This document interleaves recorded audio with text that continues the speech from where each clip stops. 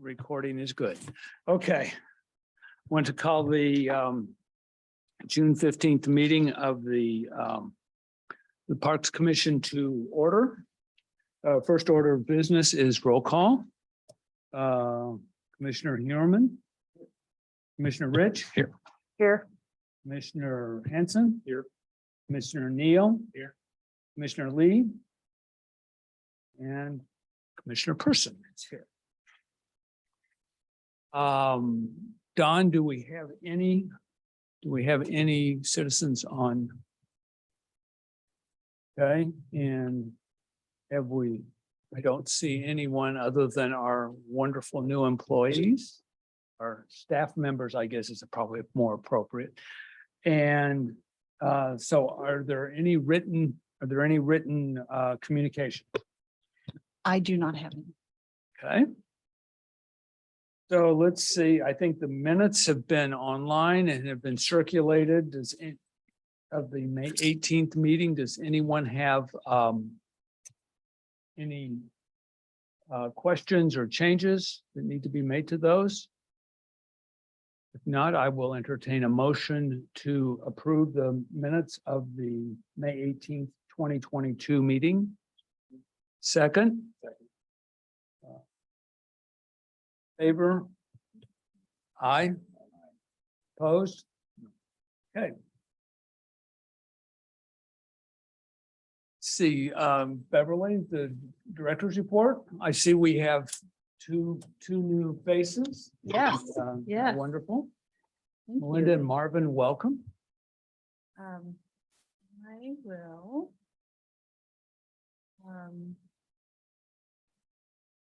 Don, I need to press.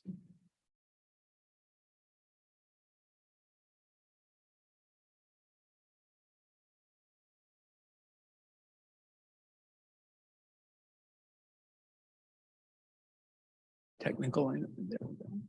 With my brand new adapt.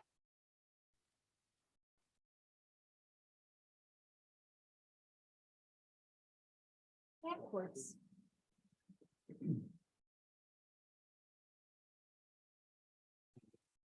Did I do that? On my computer, my apologies. Well, you know what? The pictures don't matter. So I'll zoom in on the pictures. And then I'll just very quickly tell you that. You got it right. Oh, you got it. Oh.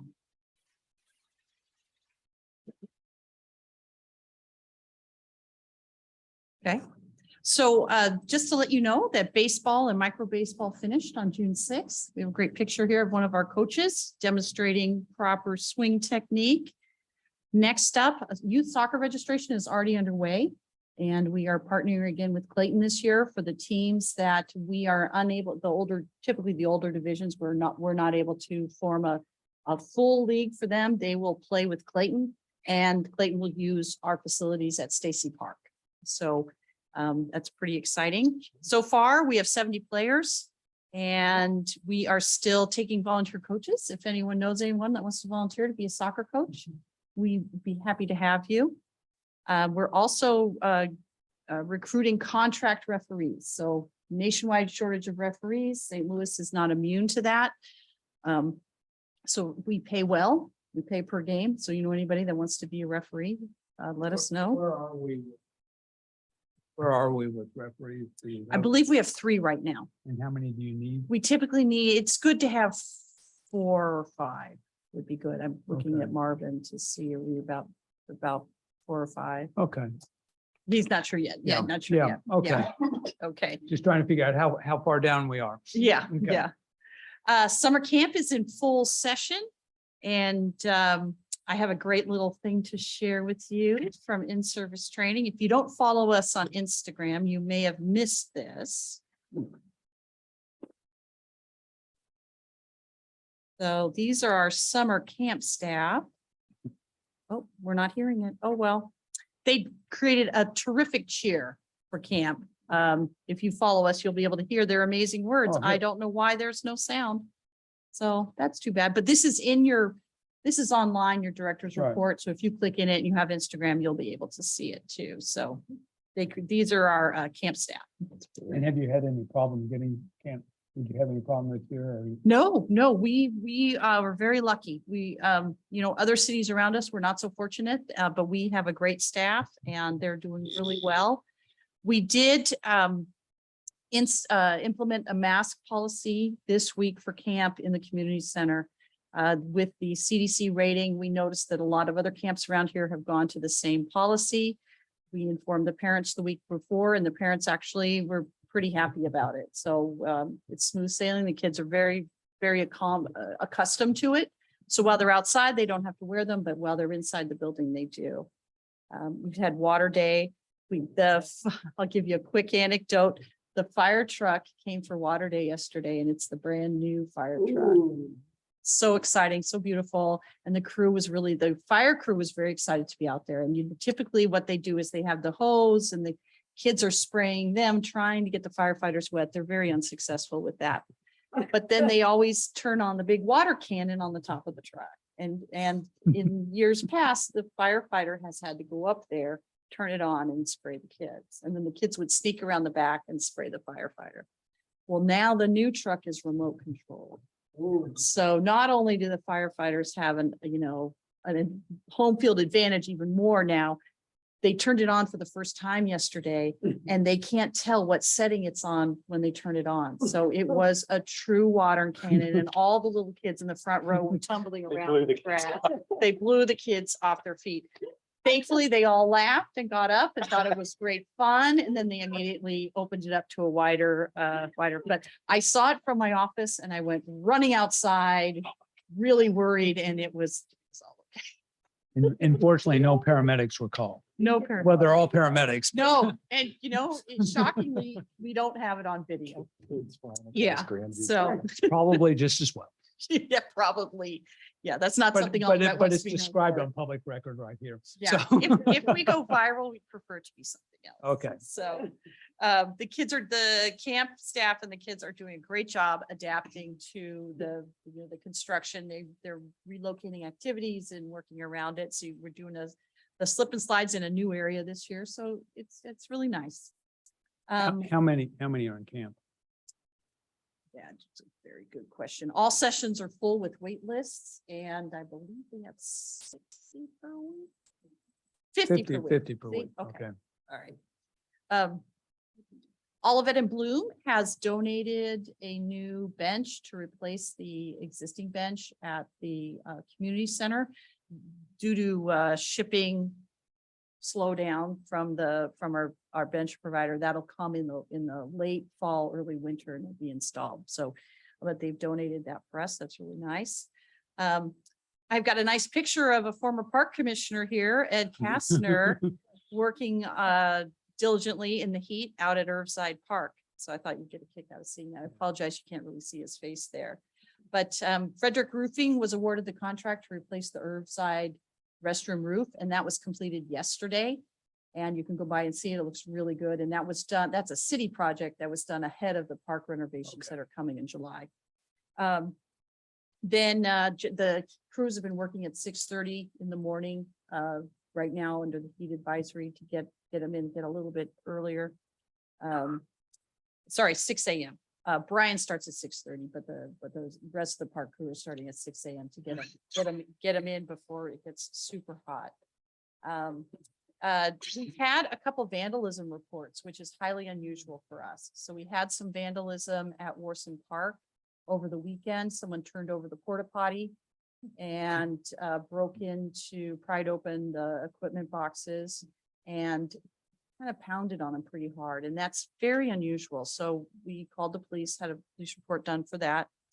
We also had a door kicked in at Phillip Park. So we called and filed a report for that as well. Again, highly unusual behavior.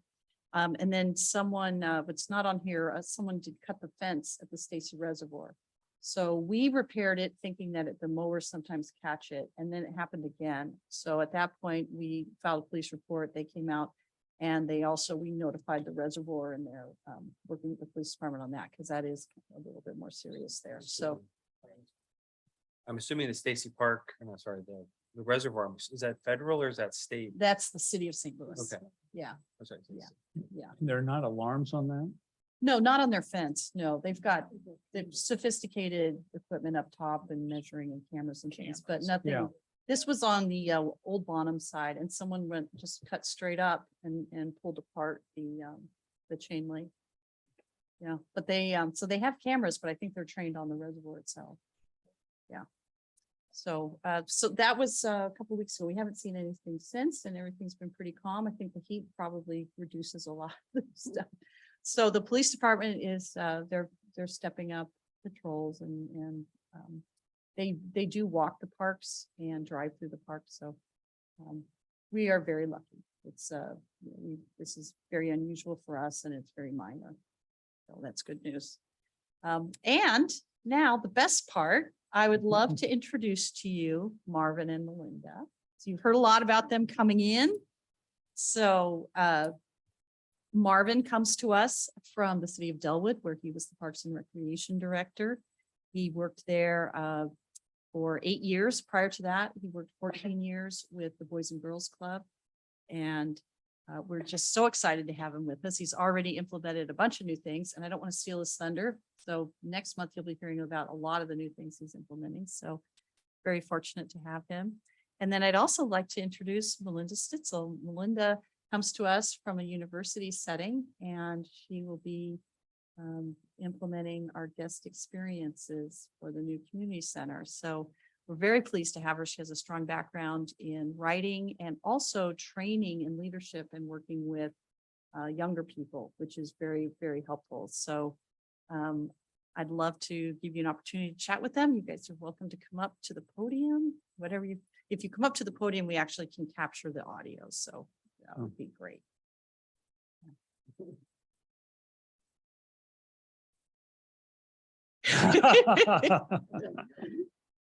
Yeah, so you just turn on the little button there. There you go. That's it. Welcome to you both. Rob Hoyerman, pleased to meet you. If you kind of walk out the front of the community center, there's a house that's like right there. That's where I live. And Matthew and Cindy are, Matthew's my son, Cindy, my wife. Pleased to meet you both. A 2-minute talk about yourself if you can share. The elevator speech. The elevator speech. Oh, Marvin, can you talk about some things you've done so far? Yes, well, I mean, just a little background. I grew up in North St. Louis. Was a latchkey kid. Part of Boys and Girls Club for Greater St. Louis. It was Herbert Hoover Boys and Girls Club when I grew up, but was a kid there from from around 9 until I hit high school. Wind up working there. Went through the ranks, started off as a summer camp counselor. Then I was in charge of education programs and I became a summer camp director. And then I went into coordinating 2 sites, Boys and Girls Club. So we opened a site at Hazelwood East Middle School and then also Twillman Elementary School. So I ran 2 sites in the Hazelwood School District.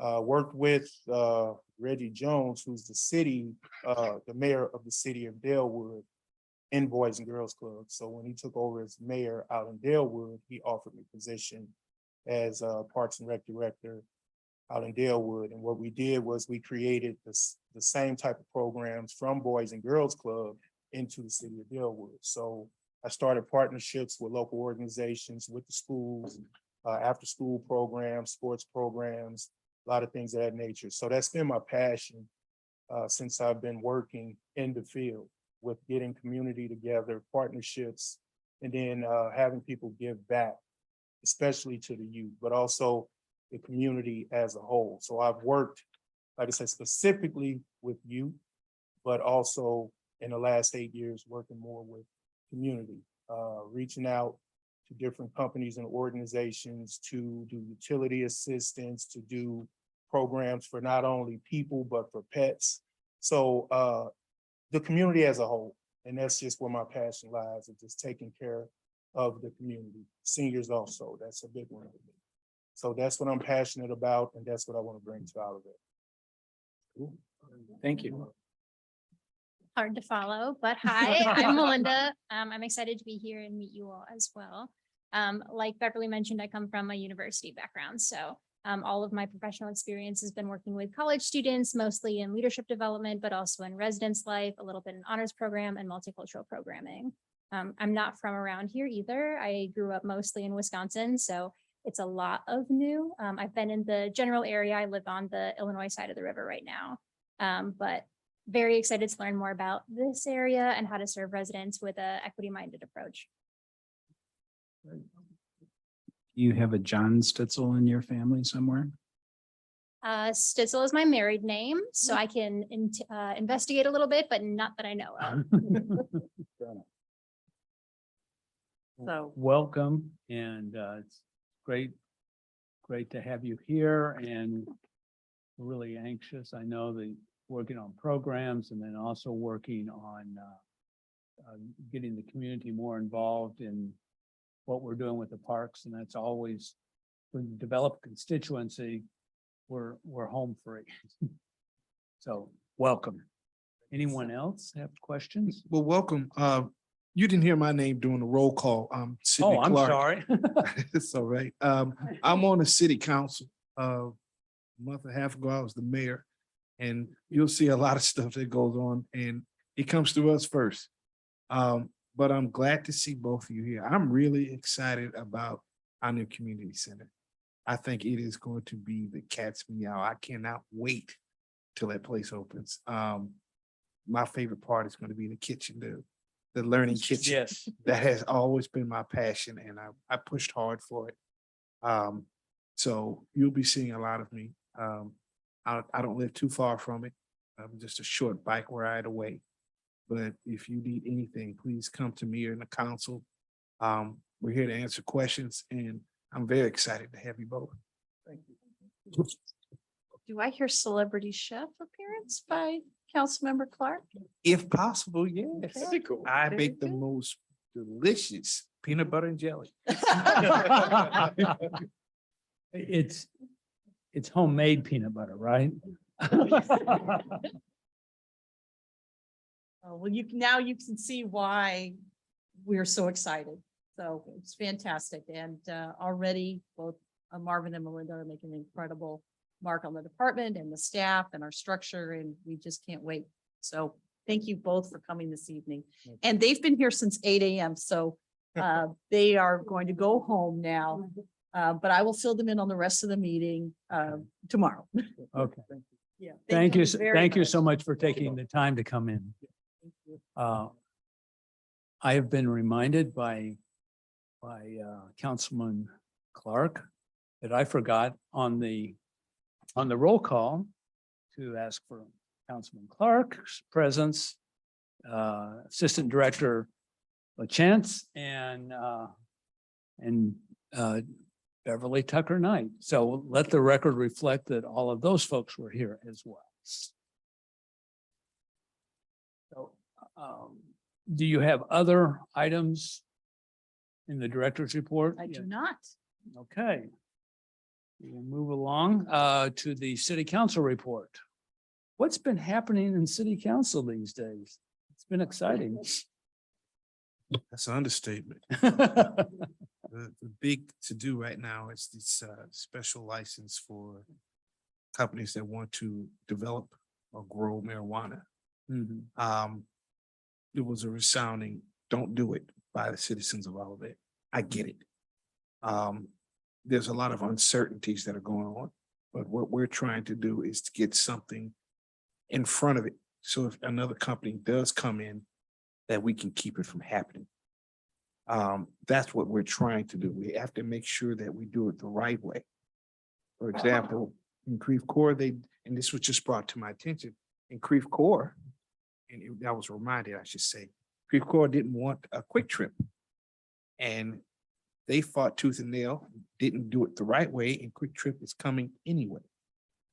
So I want to make sure that if it's something we really don't want, that we make sure we do it the right way so that they don't come in and set up shop and all of it.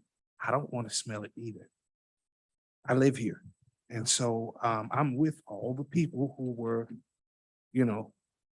telling us, don't do this, don't do this, but what we're trying to do is do it so they can't do this.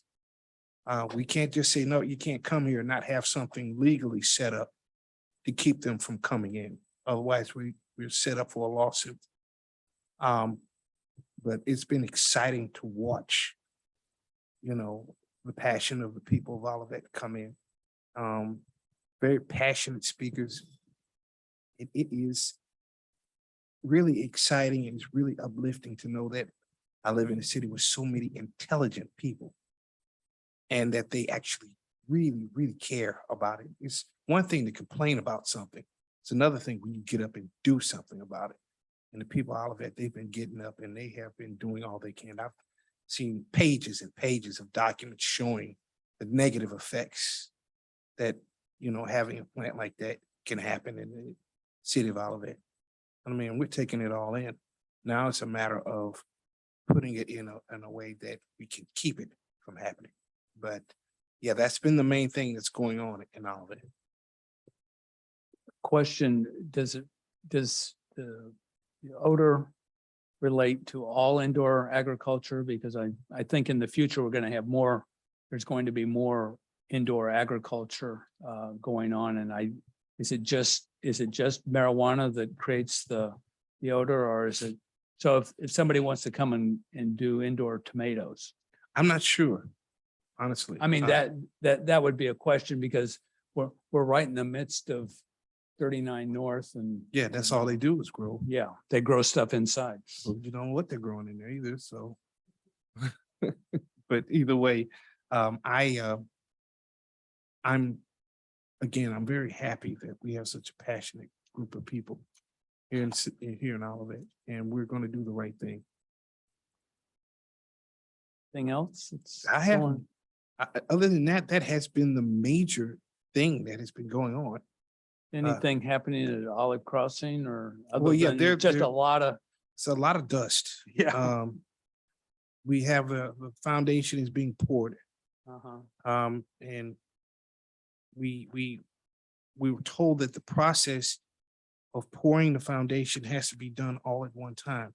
Yeah. And they've had a lot of inconsistencies with the weather and the way the project was set up, that they accounted for 20 days at least of, weather that would hold them up over a course of 1 year. They've used up all 20 days already. All because of the, uncertainties with the weather. We're trying to move forward. And, I asked, why is it that we seem to be so far behind the Costco development? Well, Costco doesn't have nearly the design and the effect that what we're doing. It's very complex what we're doing, and compared to Costco, where you can just throw up 4 walls and you're 50% done. What we're doing is much more complex and much more visually appealing to the eye. I'm all for taking your time and doing it right first time. Yeah. So that's what we're hoping, because Greg Yowitz came and he spoke on it. And he's making it clear that they're moving forward. It's just taking some time.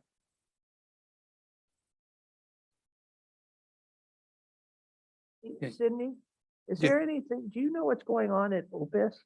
I know that they are waiting till August to proceed, but I noticed yesterday and the day before, they're spraying. Are they spraying weed?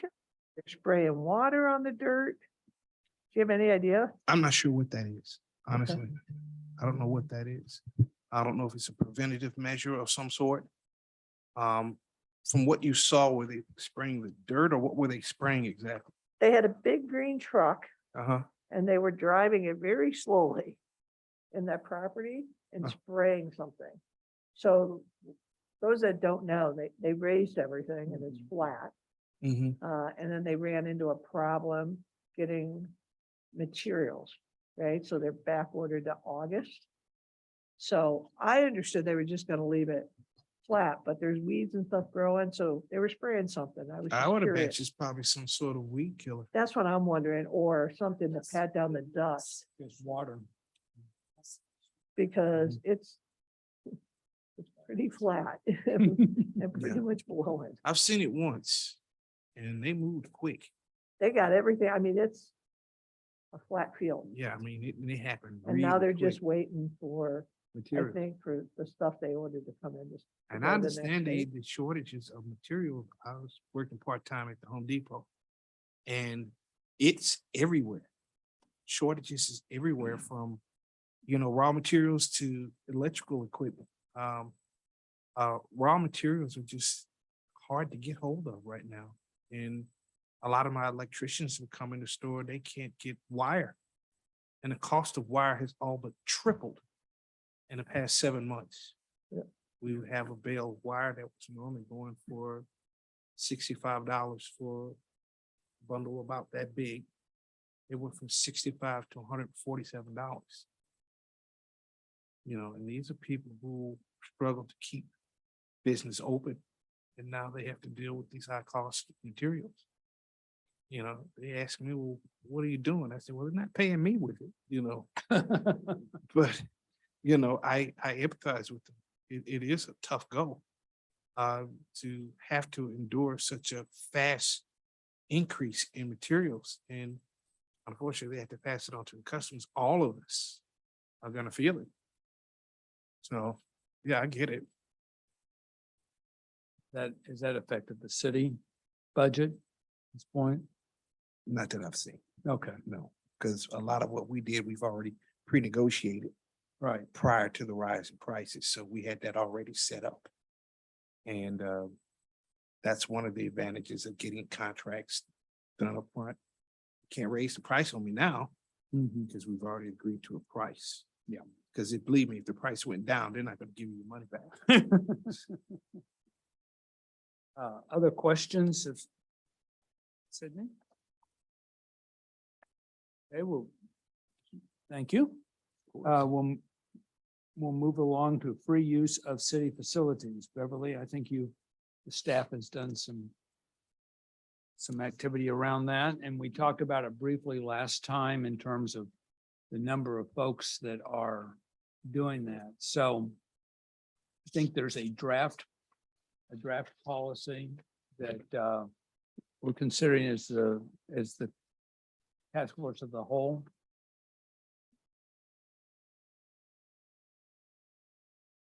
Okay. Okay.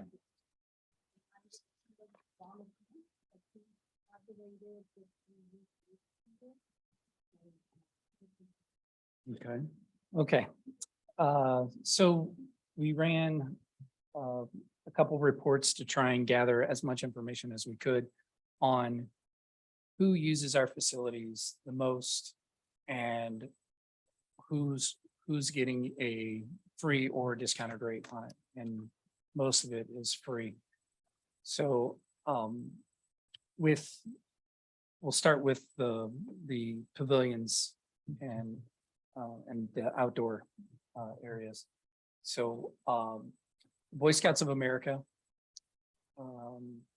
and the Olivet Homeowners Association, Girl Scouts, Ladue School District, Missouri State Representatives, Olivet and Bloom, Red Cross, St. Louis Election Board, Overdue Theater, which is no longer using the facilities anymore, but all of them in some way, shape, or form use pavilions, rooms in the community center, or just areas that we typically would rent to someone else. In preparing to open the new center, we recommend that we make some policy that be adopted by the city council for these specific free groups of users, either limit them or in some cases eliminate. The criteria in which we were weighing out the pros and the cons for the free use is, the benefit for the residents of Olivet, the cost to the residents of Olivet. Is the group comprised of majority of Olivet residents? Does the group serve Olivet residents directly? And what is the frequency of use? While one use may be acceptable, does the regular constitute a hardship in the city of lost revenue? The numbers were staggering to, Do you have that spreadsheet? so. This is just a snippet of what we have in the community center. So the biggest user or renter with, beneficiary, I guess, was the previous theater company that rented out areas of the community center. Those numbers that you see right there are one show. And within one show, they were accumulating $62,000 worth of rental time from the community center, that if they were to rent it, it would have been 62.9. So they did 3 shows a year. So you tabulate that up, we're at $188,000 a year. What kind of And- show were they? What was? So it was a local theater group. They did like Joseph and the Amazing Technicolor Dreamcoat, The Wizard of Oz, They did musicals, Yeah, they did adult musicals. And then in the summer, they would do a program that was a combination of kids and adults. Okay. Yeah, So- I'm not familiar with the Overdue Theater Company. What's its origin, or how did that become a? We're not familiar either. So the beginning Oh. statement we talk about is these are legacy free users that the current staff, we have no idea how all of these people were granted free use. With the exception of the homeowners association, that is something that's a policy that's been set by the city council. You know, I've heard scuttlebutt over the years. Overdue Theater Company would still be in the building, but we've told them since the pandemic, they can't be there. My understanding is that a previous city manager and a previous council thought that since the building wasn't being used, that it was a good idea to get people in the building. However, that was decades ago, and some of these users have really held on. And while, you know, it's a great idea to provide space for community groups, you really have to weigh the pros and the cons. And going into a new center, everybody's going to want to use it. So I really think that us getting in front of it now and setting some criteria, drafting a policy that then you approve and then gets sent on to the city council is a really good idea.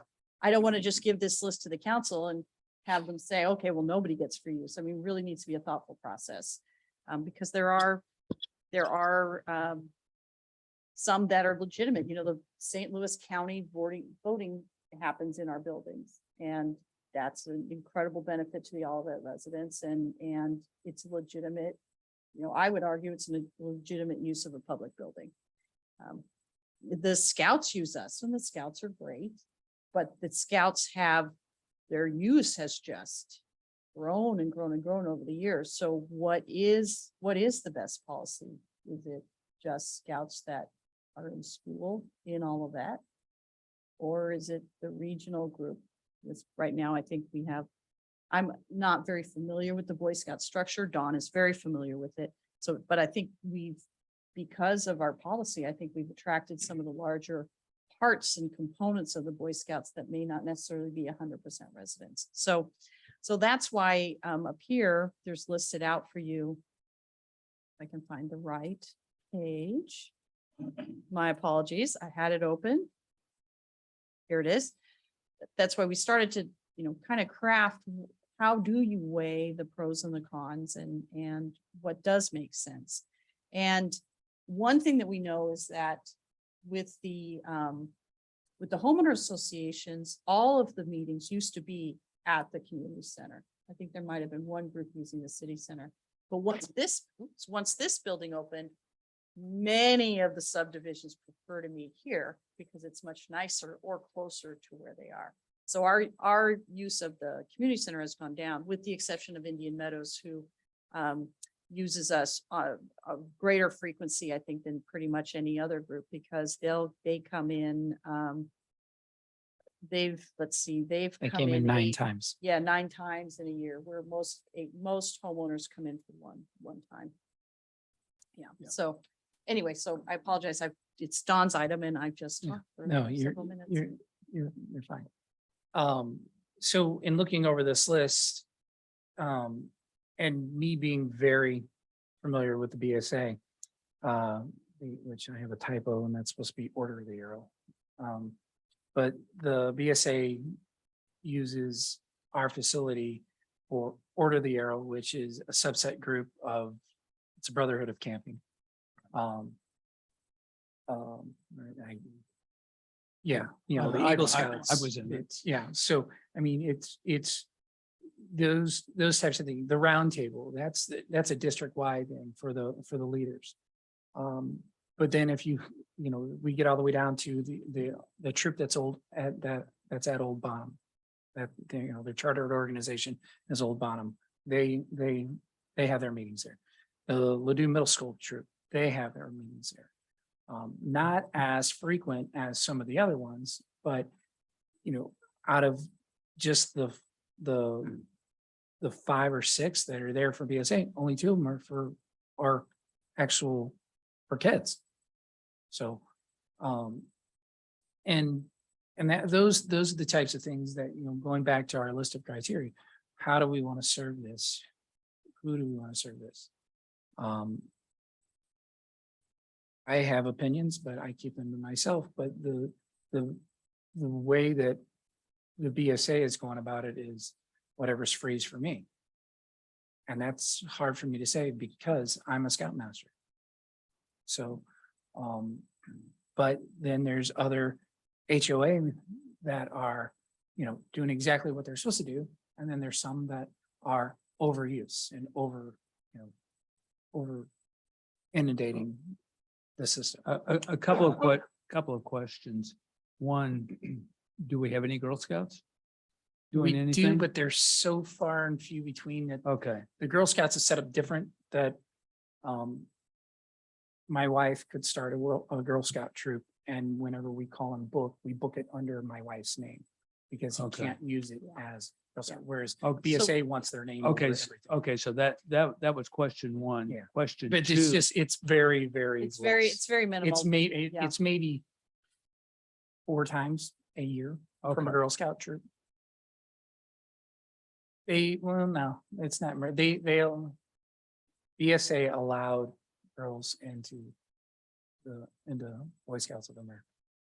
So now are we finding with this free use that we are closing out paid use with this? I don't have any perspective. I mean, Yeah. you talk about 9 times a year. Are you talking about this? Mhm. What do we do? Are they second priority if Yeah. we have things, or how does that work? Well, it's an interesting situation. So prior to the pandemic, I would say absolutely with the theater company, there were times we turned people away because of the performances. Because they were taking up Friday nights, Saturdays and Sundays with their performances. You couldn't have something else in the building at the same time. So definitely that was a problem. Some of the other groups, not necessarily, however, they book a year in advance and they book their monthly meetings. So it gives them first use. So, you know, that's something you could do too, is you could say, that could be a part of the policy. You could say that you're available to use it when no one else is using it. But you need to put operating times on that. So right now what happens, we don't have a membership program currently, and we don't have a fitness center. So when we are open, it's only because we have programs or it's regular office hours. So when groups come in on the weekend and they're free users, we have to have a staff member come in and pay that staff member to be there. So with the homeowners associations, oftentimes what we'll do is we'll bring in full-time staff because the part-time staff aren't available, or we just don't want to spend the money. So, you know, if I need to work, I'll come in. So here, when the homeowners associations meet, typically the city manager comes in, or sometimes someone else comes in to let them in. 'Cause they often meet outside of hours. I have a few questions. Sure. The revenue is helpful. Sorry, that I was- was talking into this one. Can you hear me?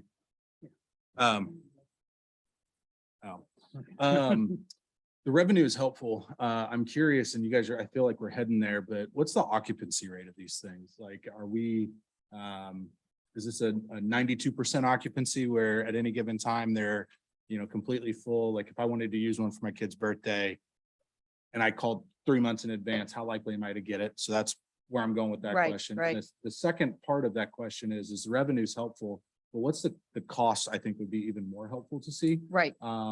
Because, I'm not necessarily opposed to having free use, but if it's costing the city, and this revenue is good, but you get where I'm going with the cost. Right, I think get that what would you, be yeah, helpful to because, see but more. that's what the chart's showing you is the loss of revenue. Yeah. But you're looking at the operating cost. Yeah. So for the new community center, we don't know it yet. Okay. The old community center, when we did an assessment, I presented to the Parks and Rec Commission in, I want to say 2015. It was the first time there'd ever been a cost analysis of what does it cost to keep the community center running and to open the door. And in that, we did that in advance of setting the fees. And at that time, we established that it was $35 an hour to open the door of the community center.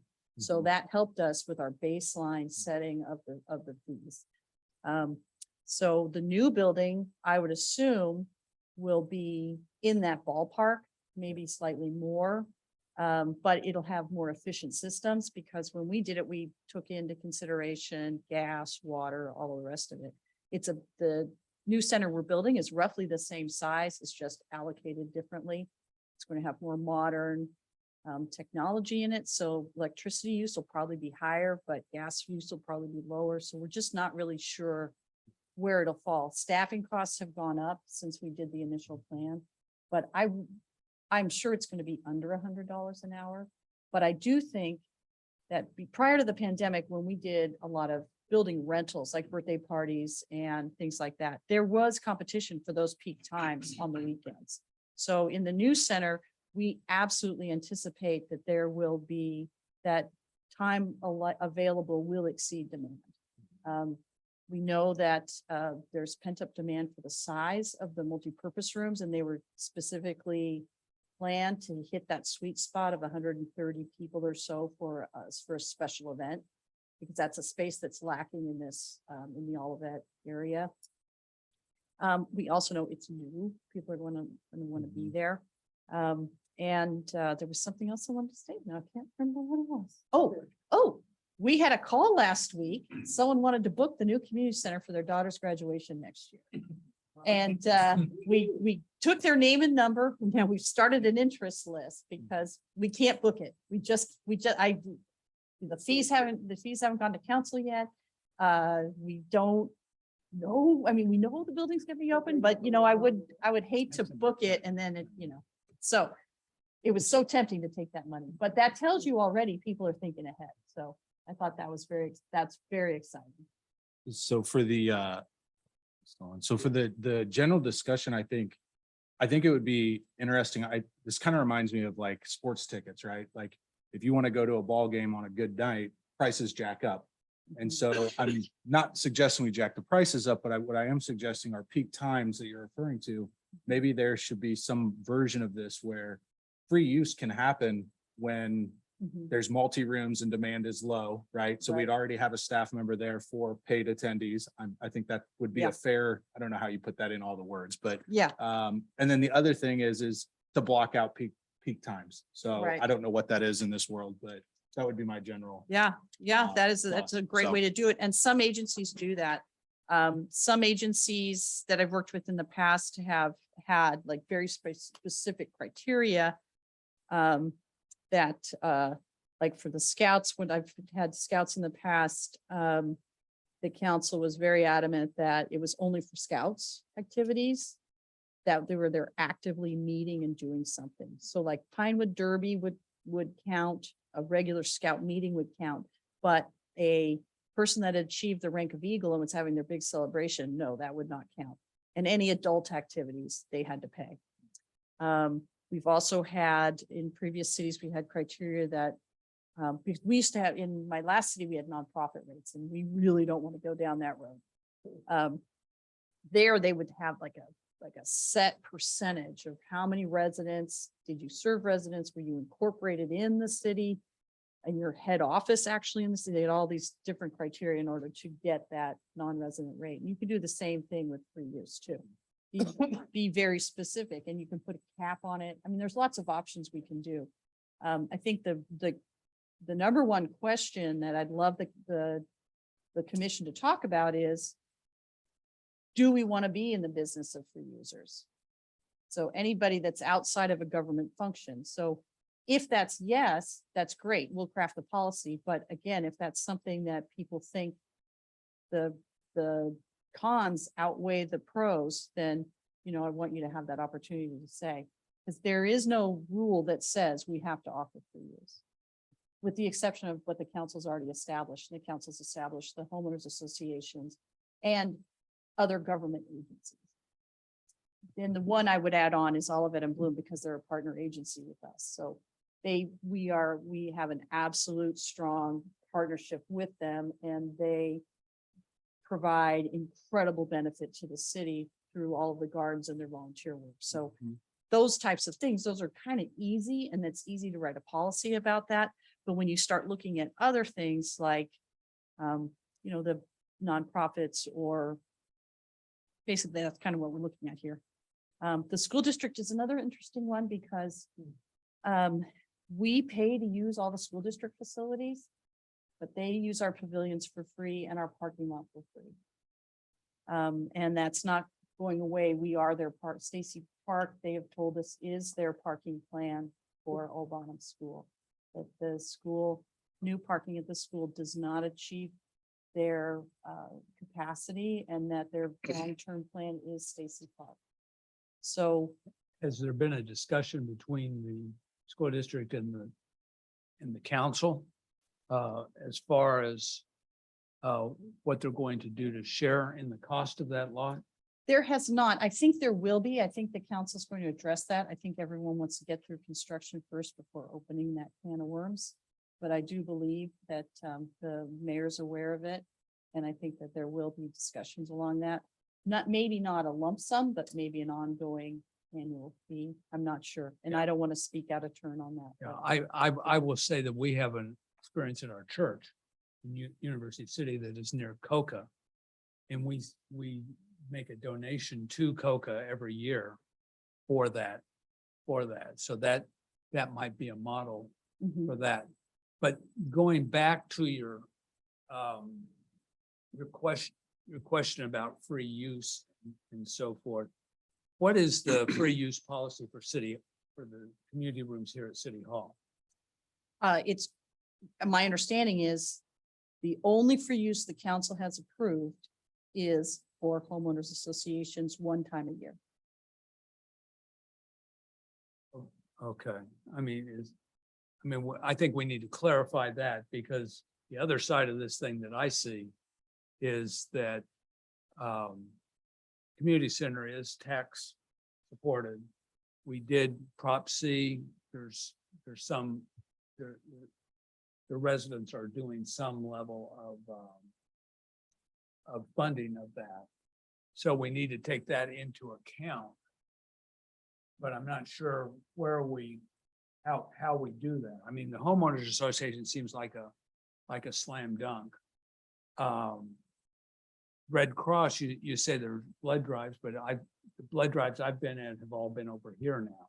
Right. They were at the community center and they anticipate going to the new community center as well. Right. They Okay. heard me Okay. both Yeah, so- places. Yeah. The Red Cross is just temporarily here while we have construction going on.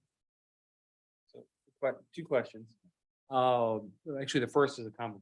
Thank you for breaking out pavilions first, though, because that leads me to think, are we looking at two policies, one for pavilions where, or is it gonna be the same pavilions and the community center? Because it seems like there would be a very different Yeah. cost for us. Yeah, it could be, so the pavilions right now, to Travis's point, have incredible demand. So they sell out. They absolutely sell out on the weekends, during the week. So when you rent a pavilion, you're renting, what you're doing is you're paying for the absolute assurance the pavilion is going to be there, because the pavilions are free to use, first come, first served basis, and anybody can go use them at any time. The reservation means that you for sure are going to have it. So when people call during the week, we often tell them, just go use it. Unless it's going to be some big giant thing and, they really need to pay for it because they're having a special event. But when a family calls and they just want to use the pavilion during the week, we just tell them to go out there and use it. So it's kind of different because it's that, what's the supply and demand, and the weekends are our prime time when we absolutely recommend you have a reservation or you're not going to be able to use it. So the pavilions I think should be part of the policy too, because if someone wants to use it for free on the weekends, then, that's our prime time. Put the blackout. Yeah.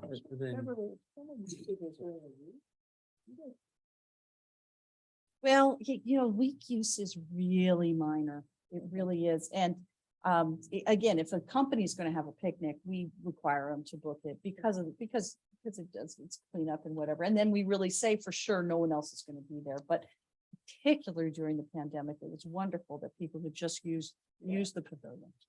And during the weeks, parents are out there with their preschool age kids during the week. You've got grandparents out there, they go and have lunch in the pavilion. So it's, that's the way a park should really be. And I'd hate to monetize a weekday use of that. So one other question, sir. Kind of on the flip side, we're talking about it almost as if it's a negative thing, potentially, that we're giving away free usage. Do we know of any positives that we're getting out of it? And I'll pick on the Boy Scouts because it seems like they, one of the main, are they promoting all of that? Are they giving us, some extra project, where they're helping do something so that we're getting something out of it? Or are we truly just giving something up? We get very little from the Scouts. They have recently, our Eagle Scout activity has increased. Most of our Eagle Scouts, however, don't live in all of that, which is interesting. Except for two. Well, previous Eagle Scouts, I'm the ones who have done projects in the last 7 years. I can only speak to the last 7 years. So of the projects we've had over the last 7 years, I believe 2 were resident. So it's interesting.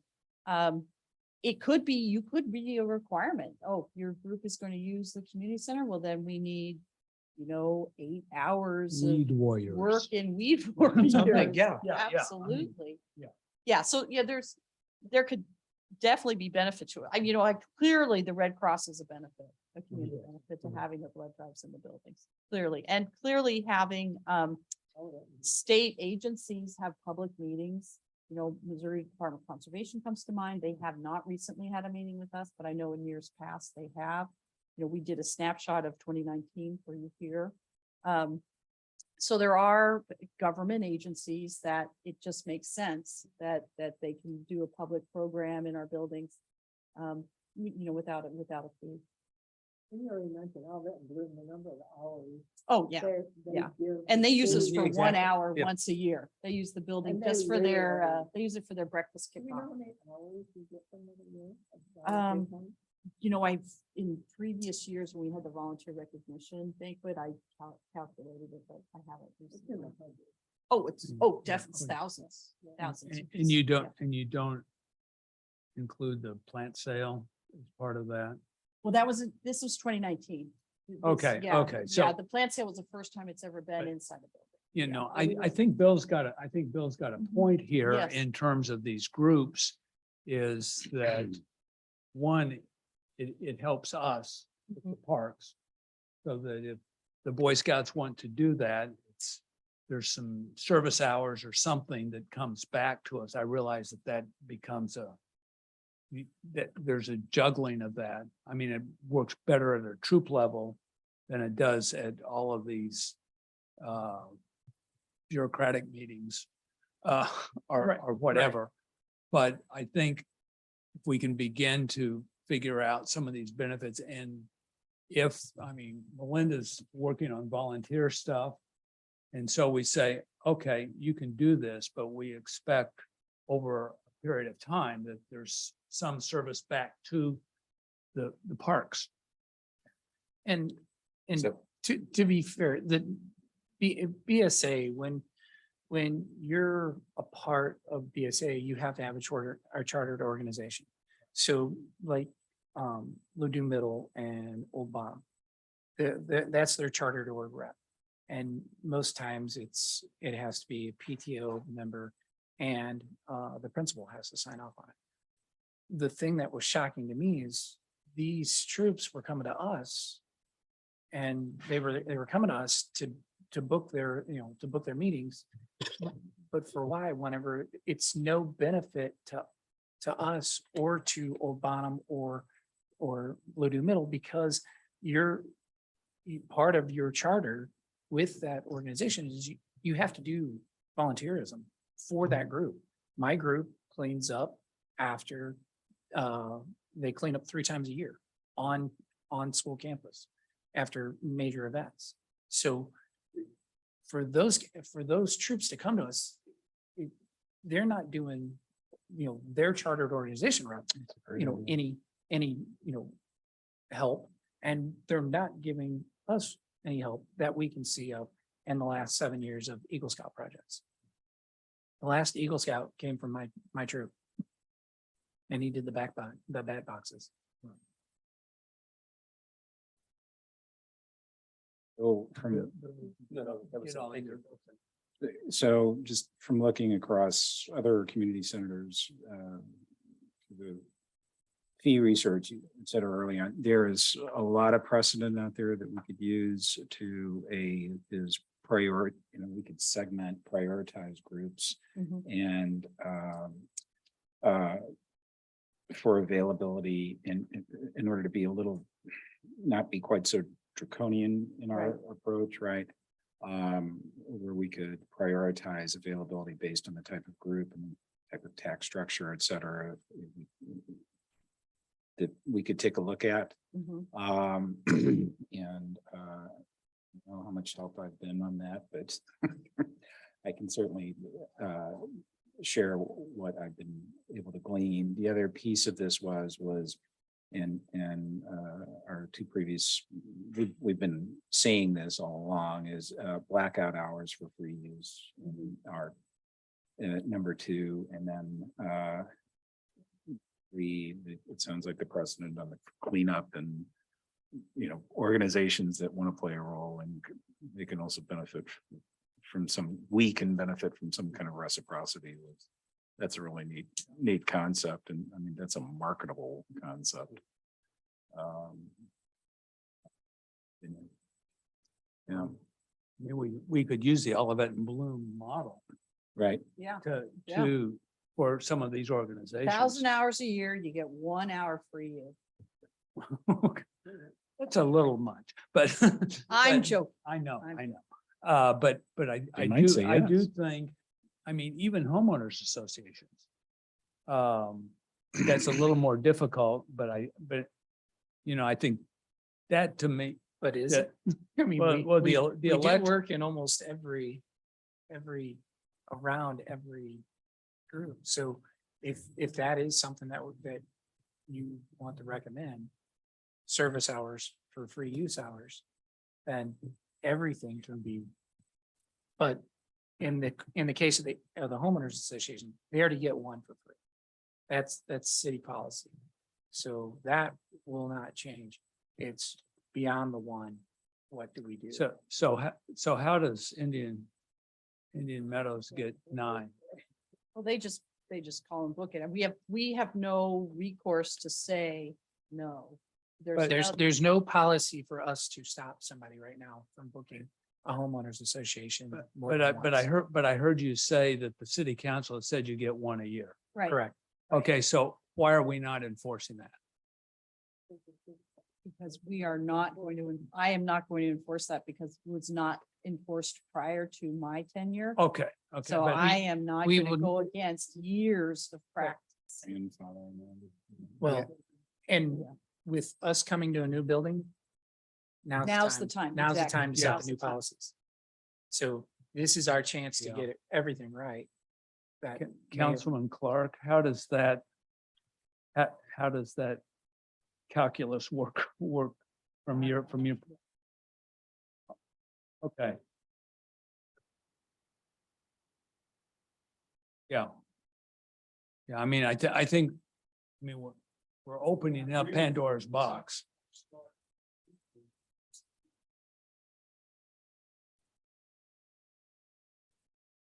Yeah. What are we looking for in terms of a deliverable Well, for tonight? Yeah. Well, tonight we wanted to hear your thoughts and your input and we've heard some great things. What I've taken away from this is a potential volunteer requirement of some sort. To consider off-peak hours for free use. And then, we could put a resident requirement on it that your group is over 50% resident. If that's something you think is a good idea. Or a confiscatory non-resident fee. Right, or you just pay non-resident, you just pay for it if you're non-resident. Just Yeah, pay out. yeah, just pay to be there. Yeah. Do they? Oh, yeah, we Yeah, do that yeah. already. We do that already. Yes. Yeah, so if you're renting, that we have a resident fee and a non-resident. fee. So I'm still unclear how we deal with things like the politicos, the Red Cross, the election board. Those seem like normal civic Yes. kinds of things Yes. and how do we define those? Because everything, things creep in. So Well, what we'll do is we'll draft language for like a government or a quasi-government agency. And the other thing I do, along with everything else, is I email the other directors in the county and say, give me your policies on free users. You know, we have our next report going out. I already have them coming in for the next report you're gonna see. So, you know, we don't have to reinvent the wheel. We can find out what other people are doing. But I know it's always a struggle in public buildings. It's always a struggle because these are public buildings. Yeah. Right. We didn't really talk about the overdue theater. We didn't, it sounds So like, overdue theater, we stopped them using the building during the pandemic because it wasn't an approved use. Yeah. And then coming back, it's been, just couldn't support it because we don't have the staff available to support the hours that they need. So we've told them that we can't accommodate them right now. They periodically ask to come back. But I do think they're meeting somewhere else right now. They are meeting somewhere else, and their main area that they would use for the production is now housing the park operations. You know. so Right, the we moved- stage is the We park moved crew everything right to now. the stage, out of the Right. park house to the stage. Mhm. So Yeah. that's where we've got those guys. Yeah. you know. So have we effectively terminated them? yeah, so we just letting that. We're kind of letting it pass because Yeah. the news center does not have a stage in it. And they've been told that there's no Yeah. space that can accommodate them in the news center. They could rent it to do like a review that didn't require staging. But Or a one day setup and takedown. yeah, one day setup and takedown that would be an acceptable use in the new building. Now we had the other leverage we've had with them is there was a loose agreement with them that they would pay a percentage of their box office to the city for these. They stopped doing that. So that became very easy for us to say. The last thing, and then I'll be done, but Sure. I don't know the history between the school districts, but that seemed to be a question. Just wanted to err on for my personal opinion, I think we should play nice in the sandbox as yeah. it relates to that. So Yeah. I'm partial to continuing to allow that to go on. I Oh, will say yeah. I'm completely biased and having kids that are approaching this yeah, fun yeah. age, so, but. Well, no, anyways, I'm certainly not recommending that we stop that agreement. I Yeah. do think it's important that we discuss it because we do pay dearly for the school because our basketball programs operate in the schools and we pay for that.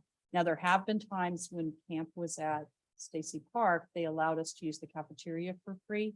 on rainy days. So there was a give and take in with the previous principal and superintendent. So I hope that that will come back. And again, we want to have a very good relationship with the school district. I'm not advocating doing anything out of bounds on that. I do know that we have a school board member that sits on the commission, and she has suggested that some sort of annual stipend or fee for the parking lot might not be a bad idea. So, so I think that there is a little bit of traction there because it's costing us so much money to repair that parking lot, and we had done a big repair on it. And then the construction trucks from the school parked on it repeatedly against all of the rules and the building inspectors and everything, and damaged it. So in the short term, it's okay because we're redoing it. But we can't afford to we couldn't originally afford to do the entire parking lot, but we're having to spend money to redo old parts that were damaged by the school. And if you go by there during the school day on a typical time, majority of the parking lot is full, and those are all cars from Obama. So there is a lot of wear and tear. And I'm not saying by any means that we want to ban them or do anything egregious or draconian, but there should be a little bit of just a little bit of interplay with the two agencies. And it strikes me that there needs to be a rethinking of the relationship, a rediscussion anyway, Yeah. open discussion of that, because we could be viewed as negative. Oh, yeah. But Yeah. at the same time, I think we talked about volunteer service hours, different kinds of things, so that it doesn't make sense for us to be a parking lot maybe 180 days of the year, and then we're paying for gymnasium. So What is good is that in the last year, we've really increased our communications with the school district. We've had several meetings with the superintendent. We, because of the crisis we had with basketball last year, it actually opened the door to a lot of conversations that we hadn't had before. So that was very good. And the city's communications manager has built a good rapport with the school district's communications manager. And then Marvin has already gone and met with the superintendent and with the communications manager, and has a follow-up meeting with the school principal at Old Bonham already set. I mean, he really, really walks the talk. So he is single-handedly had more meetings with the school district in the short time he's been here than I've had in my tenure. So I'm very impressed, and I do think that, the only way is up from here. So I think it's a good time when both agencies really do want to have a good relationship. So what are your takeaways from tonight? So my takeaways from tonight is we are going to come back with a draft policy for free users, and we will come up with something that talks about, we'll incorporate in that free use is available in non-peak hours, or a specific list of either we may give you two options, a specific list of users or specific category of user. And then we'll come up with something about the governmental agencies, like what level of government agencies automatically free. And then partner agencies. So right now I'm thinking of Olivet and Bloom, definitely a partner agency. We could consider Ladue School District a partner agency. But again, that's the council's going to have to really look at that. Boy Scouts of America, that volunteer criteria, I really like. We could potentially say that free use for the students when the scouts are actually there, but if the adults, if it's an adult only meeting, then they need to pay. So we'll bring back to you next month a whole list of things and options, and you can weigh in on it again. We've got some time. We've got time before this has to be addressed. And you think we need to, this is the goal of trying to get something that's what, October, November? Are we talking, we need to do this? I'd like to do it, the fees that you sent to the council, they're going to discuss at their work session this month. Okay. So I'd like to bring this to them in the summer. I think there's a month in the summer when there's not a meeting. I'm not sure.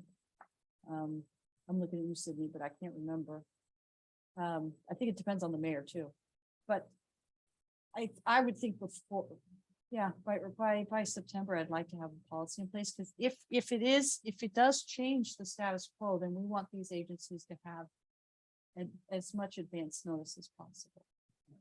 So we're talking probably the second meeting or the August or September meeting. The August meeting for us and maybe an early September meeting for the council. Well, I'll have a draft at the next meeting, Okay, so we'll have a draft in July. Can I ask one more It's question? very nice to have staff that Don and I can delegate assignments to now. Bill's got. So just one more question. Sure. Obviously, we're focusing on Parks and Rec, and we talked a little bit about this building. Are we working with, I'm assuming, the city manager to make sure that rental and usage of this building has similar, if not the same requirements, so that we're consistent? Well, we wrote the use policies for this building, the Parks and Rec Department. Okay. wrote it, and before the pandemic, we were helping manage renting. it out. 'Cause Okay. it is available for rent as well as for. free And that's use. when to make sure that we Right. didn't have some different policies No, for the no, same, we- for different buildings. Okay. Yeah, and no report goes to the council that the city manager has not. Okay, Thank you. carefully. So essentially Parks and Rec manage the community rooms here. Well, we did. Now they're being managed by the city manager's office because we don't have staff to come up. But we have talked about in the future, does it make sense for some of our facility attendants to come from here? Yeah, So, okay. you know, it's in development, how we're gonna use these moving forward, because it's not sustainable to have full-time staff come in on Saturday. Okay, so from staff's perspective, you've got the. Yeah, I the think this is feedback that great. you need. Yeah, I Okay. love the questions. I love everybody's comments. It was very helpful for us. Thank you. Okay. Thank you. So then the next question is fee waivers. Yeah, let's talk more about. So, okay. So what do we have? Do we have some documents on free? I see it here. There's a link. It's. Is under everybody's 7. screen blurry or is it just mine? What? Oh, it's blurry up here. And it's Mine- blurry mine- on mine's mine. pretty I wonder clear, if it's because I'm The free user stretching. policy PDF is under 7 on your, I'm like whatever pretty screen stretched I'm here. looking at. Yeah, that's pretty useful. Okay, I've got it. Okay.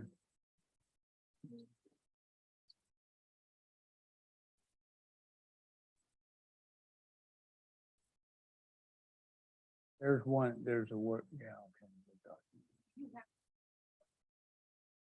I have 10, but I don't have 8.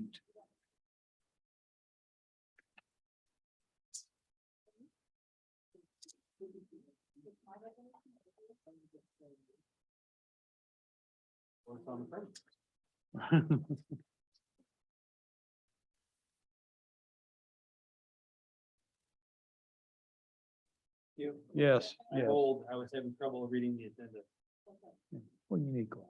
I- Yeah, I know. I remember back in the day when I was.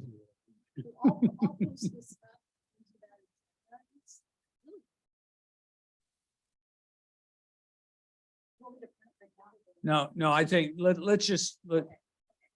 So stay- this is the fee waiver policies. We talked a little bit about this last month. Yes.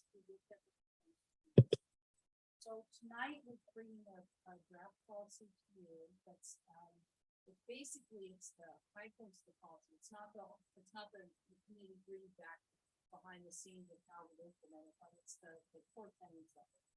And if it's acceptable to you, then we will bring it to the city council when we look at the fees, this month.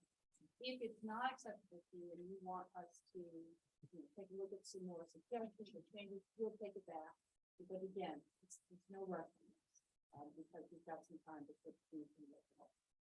So, at your last meeting, you proposed the 5 votes membership rates, which I've included here again, just as a reminder of what they are. And then we talked at our last meeting about removing barriers to participation is a core tenet of the Parks and Recreation Department mission and vision. The barriers that have been identified are language, transportation, and funding. So this is when this fee waiver policy addresses the financial barriers. So what we are talking about is providing differential pricing. So what that means is off of a waiver of membership fees. And right now, we're only talking about membership fees for the new center. We're not talking about programs within there that may have additional costs. Primarily, that's because those are contracts that we negotiate with contractors. So one of the things that the staff has talked about is whatever fee waiver policy is approved by the commission and by the council, that we would then pursue with our contract vendors that they honor that same policy. And larger vendors may be able to do that. So when we contract with a big company like Challenger Sports for soccer, they could probably do something like that, or meet us halfway or offer some sort of individual contractors that we contract with, like some of these teachers senior exercise, they might not be able to do something like that because it is their means of paying rent and do anything. So it will probably be a scalable thing where we're able to have some that have it and some that don't. Long term, it could be that if we develop a scholarship program or some sort of fundraising arm that could cover that, then we could then offer some sort of fee assistance or fee programs because we have a supplemental donation covering that gap. We can't just waive the fees because we have to pay that contract. So that's talking about membership. What we currently, and again, this is a practice that was in place before I started with the city. I formalized it and put the operational criteria on it, but I am not sure it's ever been approved by the city council. So that's why I want to make sure this also goes to the city council. And the council is the only agency in the city that can set.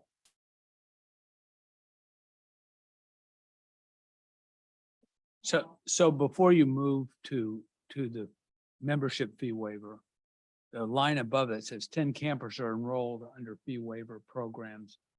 But I just heard you say that we don't do fee waivers for. Is that considered a city program, not a contract program? You have a, right, Okay. So currently, we offer fee waivers to youth sports and summer camp programs. okay, And these are only programs that we operate 100%. So for example, youth sports leagues we manage with our staff and with volunteers. That's a city program. Summer camps, same thing. We hire the staff, we run it, people pay us the fee. Those are called program camps. So Camp O is a program camp. Municipals is a program that are fully managed by the city.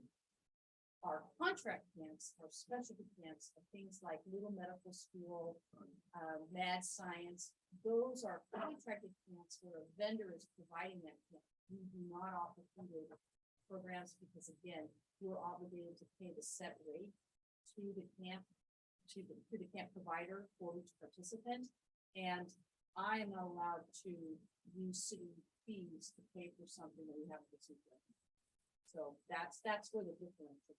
okay. So that's when I talk about in the future, we'll need to address those contract programs differently. And that's what I'm talking about. Okay.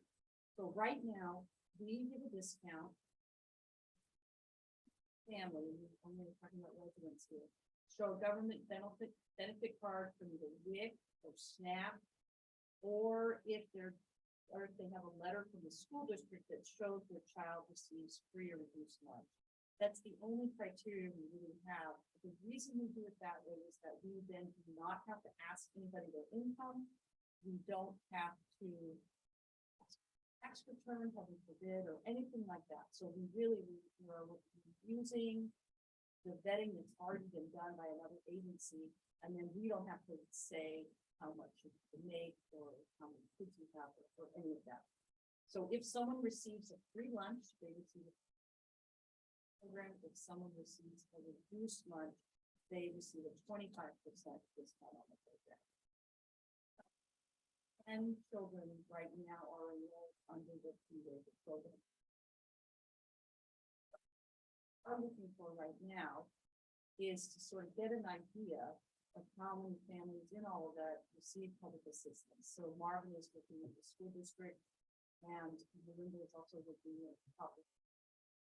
We can get some sort of number. The school district can't tell us who, but they can give us an idea of the counts, so that we kind of have a better understanding of what are we really talking about here.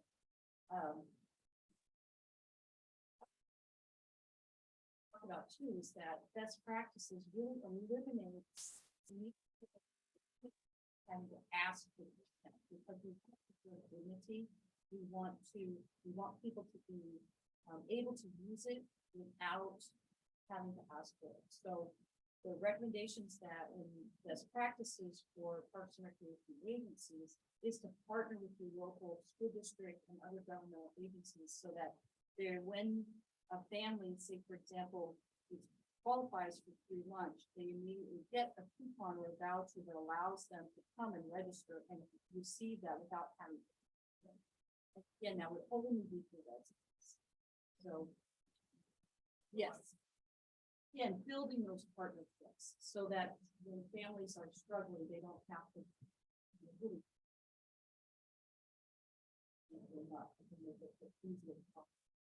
Beth, is your microphone on? Now it is. Sorry about that. Hopefully I was talking loud enough before. Yes, so the other component to that is making sure that we have culturally relevant customer service for those frontline staff when they process those vouchers, so that they really, again, are preserving people's dignity, and that we are allowing this benefit to be used and not, we don't want to be feel shamed or embarrassed. And I think that's really important as well. So what the other things to kind of consider, oh, I backed up. I went too fast. So for the new membership fees, we propose the following. We propose that if you do receive governmental assistance from SNAP, WIC, or if you're on Medicaid, that you receive a 25% discount on the membership fees. And that would be for families and individuals. And that another thing that the staff brought up during our research on this is military identification, because we do know that military families struggle for a variety of reasons. So if someone is in the military or actually has a military ID card, because then that takes care of veterans as well as people that are active military, that they would also get a discount. Why would we do that? I mean, I understand veterans might have some level of struggle, but at the same time, some may not. And so that's kind of the whole senior discount kind of thing and so forth. So one of my questions was, why on the Right. military? Well, I can bring actually some research for you on the benefits of the military discount, because quite often there are serious issues in military families that other segments of our population are not dealing with. And there's been a lot of research on that.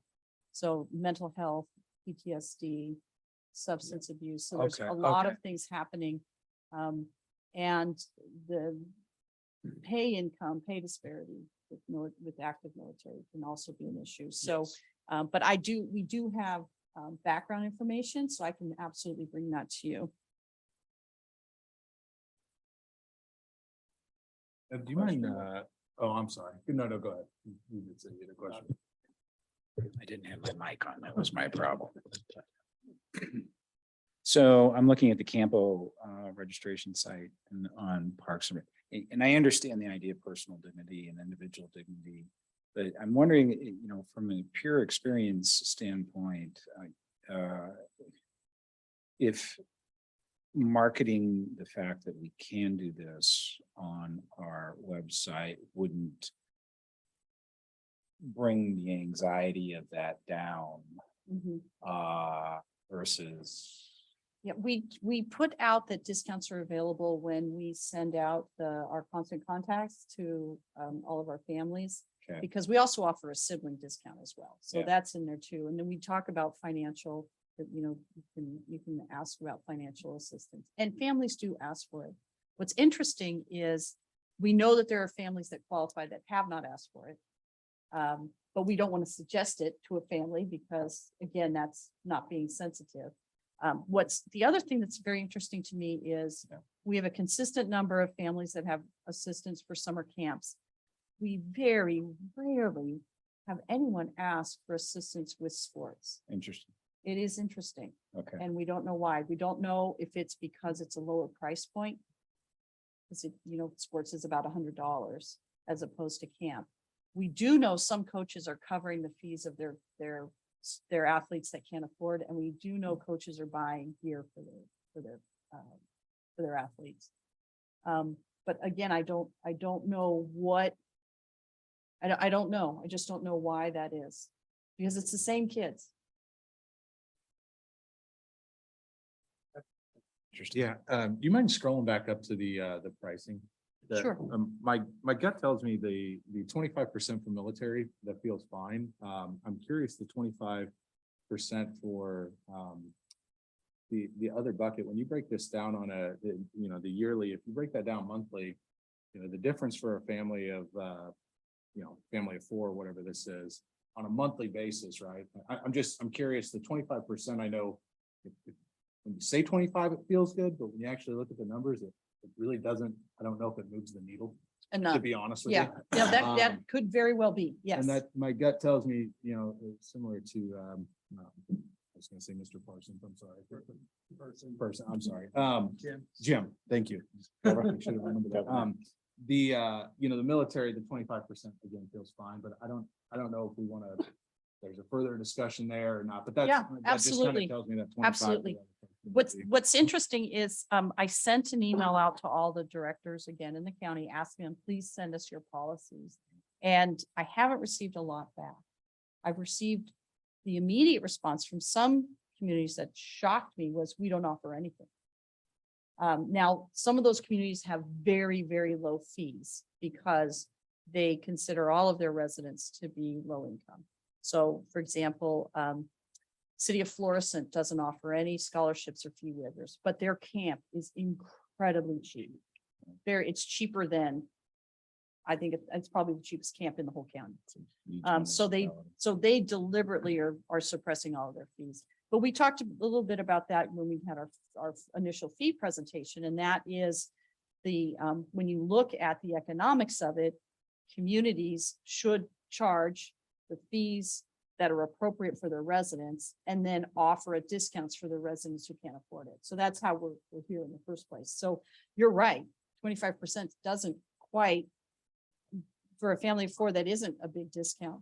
The other thing that I'm concerned about that we haven't talked about yet is that we're going to allow people to pay monthly fees to spread the cost out over the course of the year. But a family that truly is struggling, monthly payments are incredibly hard because they don't have a steady monthly income. Their income can fluctuate and they may not have the banking card that allows them to do that. Benefits now come on debit cards, which makes it a little easier. But for families that are struggling, they can't, in good faith, sign up for that monthly billing off that card. So that becomes a barrier as well. And one of the things we talked about internally is that if you pay the annual pass up front, $249 for an adult, it's $249. But one of the backsides we've been talking about is that if you elect to have it debited automatically every year, does it cost a little more? So that would be a deterrent for families that are struggling. So you're absolutely right. And if 25% doesn't move the needle enough, what is the suggestion from the commission? What should we be looking at? What if we ratcheted from 25% for adult individual up to 50% for family members? For families? Okay.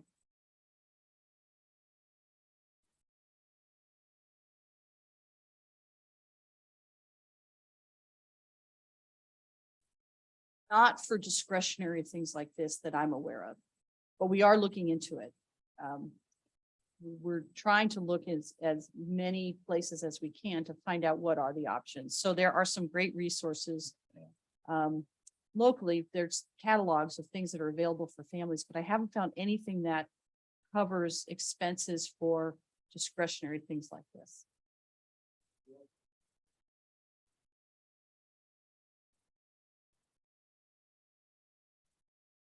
They do.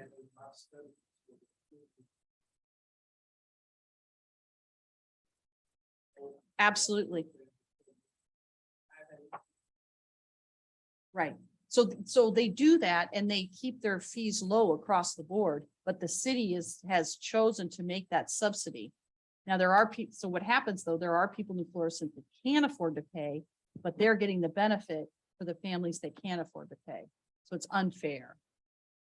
Yeah, so we want it to be equitable so that the families in Olivet that are doing really well are paying for it.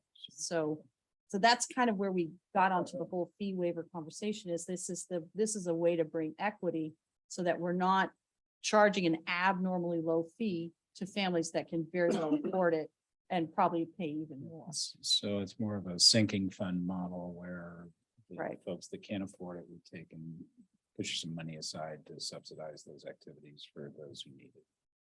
Yeah, it's like the healthcare system. Yeah. Okay, makes sense. And in general, doesn't city subsidizes the entire Parks Department about 40%. Yeah, the city already has a substantial subsidy that they're doing for all the operations. Right. And the goal with the new center is that we will be reducing that subsidy. So- Or not costing a heck of a lot Get more. off. We'll make more money. It'll Right. cost more, but we'll make more money. So, it'll be better. So Darren will be happy. have we had the conversation and I just may have missed it? Just a little background. So growing up, I was one of the people that had the free lunch, so I completely understand this conversation. And I can tell you at almost 75% off.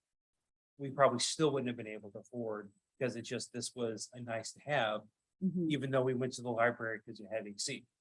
right. So is that kind of what we're trying to do is where there's people that truly need this?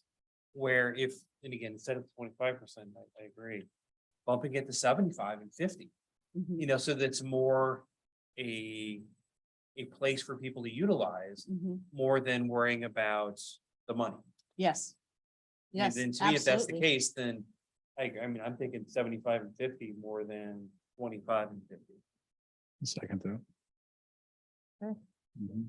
Terrific. If you pull out a calculator, you'll be very surprised the difference in what Yeah. it's $9 a month Right. and takes it from 37 to Right. 28. And I mean, that's, No, So I think anyways, that's that was fantastic. I think my- that's fantastic. Yeah. And I think you all recognize that if I'd come in here saying 75 to 50, I wouldn't have felt comfortable saying that, but I am Bidding thrilled started, that right? you feel comfortable suggesting that. I think I think we all, I mean, it sounds like most of us agree. I think we just need to make the point to city council so they understand, Mhm. that's the intent. Because Yes. it, on the surface, it sounds overly generous Yes, until you realize the goal isn't income. right. The goal is To get them in the usage door. and Absolutely. not even usage, just I don't know the right word, but a safe Mhm. place. Yeah, absolutely. And that foreshadows a conversation that we're going to be bringing to you as we introduce a teen program, which we don't have. Teens are a gap in our service and we offer nothing for teens. So we have already in the works, we're crafting what it will look like when we're able to offer a true teen program. And oftentimes that is a completely free program for the same reason. And because teens don't have discretionary money and the parents don't want to give teens money. So it really so I'm thrilled to hear this because it oftentimes bringing in a program that is going to be free. People are like, what? So anyway, so thank you very much for that. I will take this back, bring another draft to you. Unless you want to vote, if you want to vote on it tonight, you can, and then I will introduce that to the council at their fee discussion. So it's up to you whether you want to see it again next month, or if you want to take a stab at it tonight. Well, as far as the Five Oaks membership fees, I think we're pretty solid on this. I Well, think you've already approved that. That's Yeah, already yeah, going to yeah, council. okay, It's so- purely talking about the Yeah. fee waiver, right? Well, I mean, and it's going to happen at a work session. It is, yes. So it seems to me that it might be worth a flyer just to see kind Sure. of what the reaction would Okay. be. Does that make sense to Yeah. the group? So what I'm showing right now is the fee waiver proposal would be a military discount of 25%, a family discount of, or sorry, family and individual discount of 75%. And now I wrote down or 50%. So we could do it similar, free or reduced lunch. That's what I was Do it the thinking same way? based on that. Okay. Then we'll have to, we will reach out to the state aid agencies to figure out if they don't have school-aged children. This is what we did with WIC, to figure out where that comes in, so how we designate that. Because again, we don't want to ask anybody any financial details. We just want to, someone else is doing it for us, vetting it for us, and we'll just make that happen. Well, one of the other things, I mean, because you're dealing primarily with kid kinds of programs in terms of that to determine eligibility. Are there energy programs? Are there other kinds of There are. programs that could be the Yes. proxy for Yes. those same kind of things for? They absolutely can. So one of the things, so I'm stealing Marvin's thunder, but Marvin spoke tonight about some of the programs he's bringing. So he's already bringing in the Spire program where residents can come in and get utility assistance. He's bringing in pet food donations for seniors. They can't afford pet food for their pets. So we're going to have a little free library, but it'll be pet food. So those types of things are available. And yes, you come in and you sign up for the utility assistance and bam, we can get you a membership right at the same time. So it's a great way to get people in the door too. And when Marvin did the utility assistance program in Delwood, they did it several times a year. So I think they did maybe 4 times a year, and sometimes in the evening, sometimes in the daytime to catch people because there are people that work, crazy schedules, and we could get in, as well as getting seniors in. And Spire will come in and I think they do 4-hour blocks. So they're there with their representatives to get people set up. Now, does Ameren do a similar? I think Spire works with Ameren in this program. I Side think by it's side. incorporated. I think Spire Because manages. It's kind of the cool, It's- what's it called? Cool Down St. Louis. Down St. Louis or It's a some of side. those. Yeah. But to get those proxies so that, Yes, so, I mean, the main thing that you're concerned about is that we can identify folks, but we're not looking at specific incomes. correct. So I think that's I guess what I would say is let's look at the et cetera in number 1. Mhm. Okay. You got it. So what I'm saying right now is when I read back, military discount 25%, family discount or an individual discount. And I'll use the USDA language, free lunch, 75% discount, reduced lunch, 50% discount. And then we'll figure out the criteria for people that don't have school-aged children. And here do you want to do a motion on that? Someone want to craft a motion? As this is going to council in work session, I'm wondering whether, You don't have to. I Yeah, can say it was consensus. I mean, does Mhm. consensus that Absolutely. we send the idea to council? Mhm. Does- Yeah, and- absolutely. And Sydney, does that work? Okay, yeah.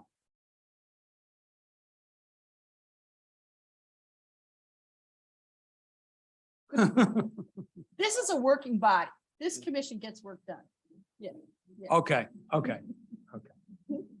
Okay. So I think terrific. if we can say by Okay. consensus that we need,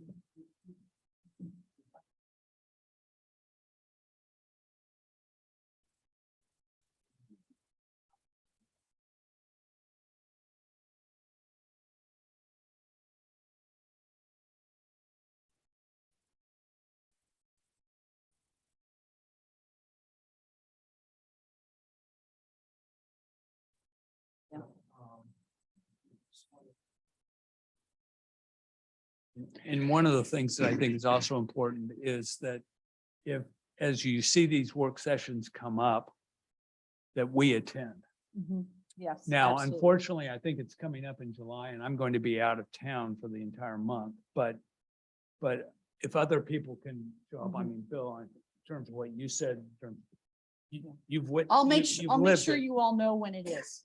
I don't know if it's been scheduled yet. I forgot to ask today, when I talked to Barb, but I know, it wasn't going to be the standard day, but I think there's definitely going to be one. And, I know Maxine is working on that. And there'll be public notice. Oh, yeah, And what absolutely. I would say is, But I'll give the- I'll give the anybody wants commissioner- notice of these things, they can go to Civi Plus or whatever the Mhm. thing is and get on the mailing list.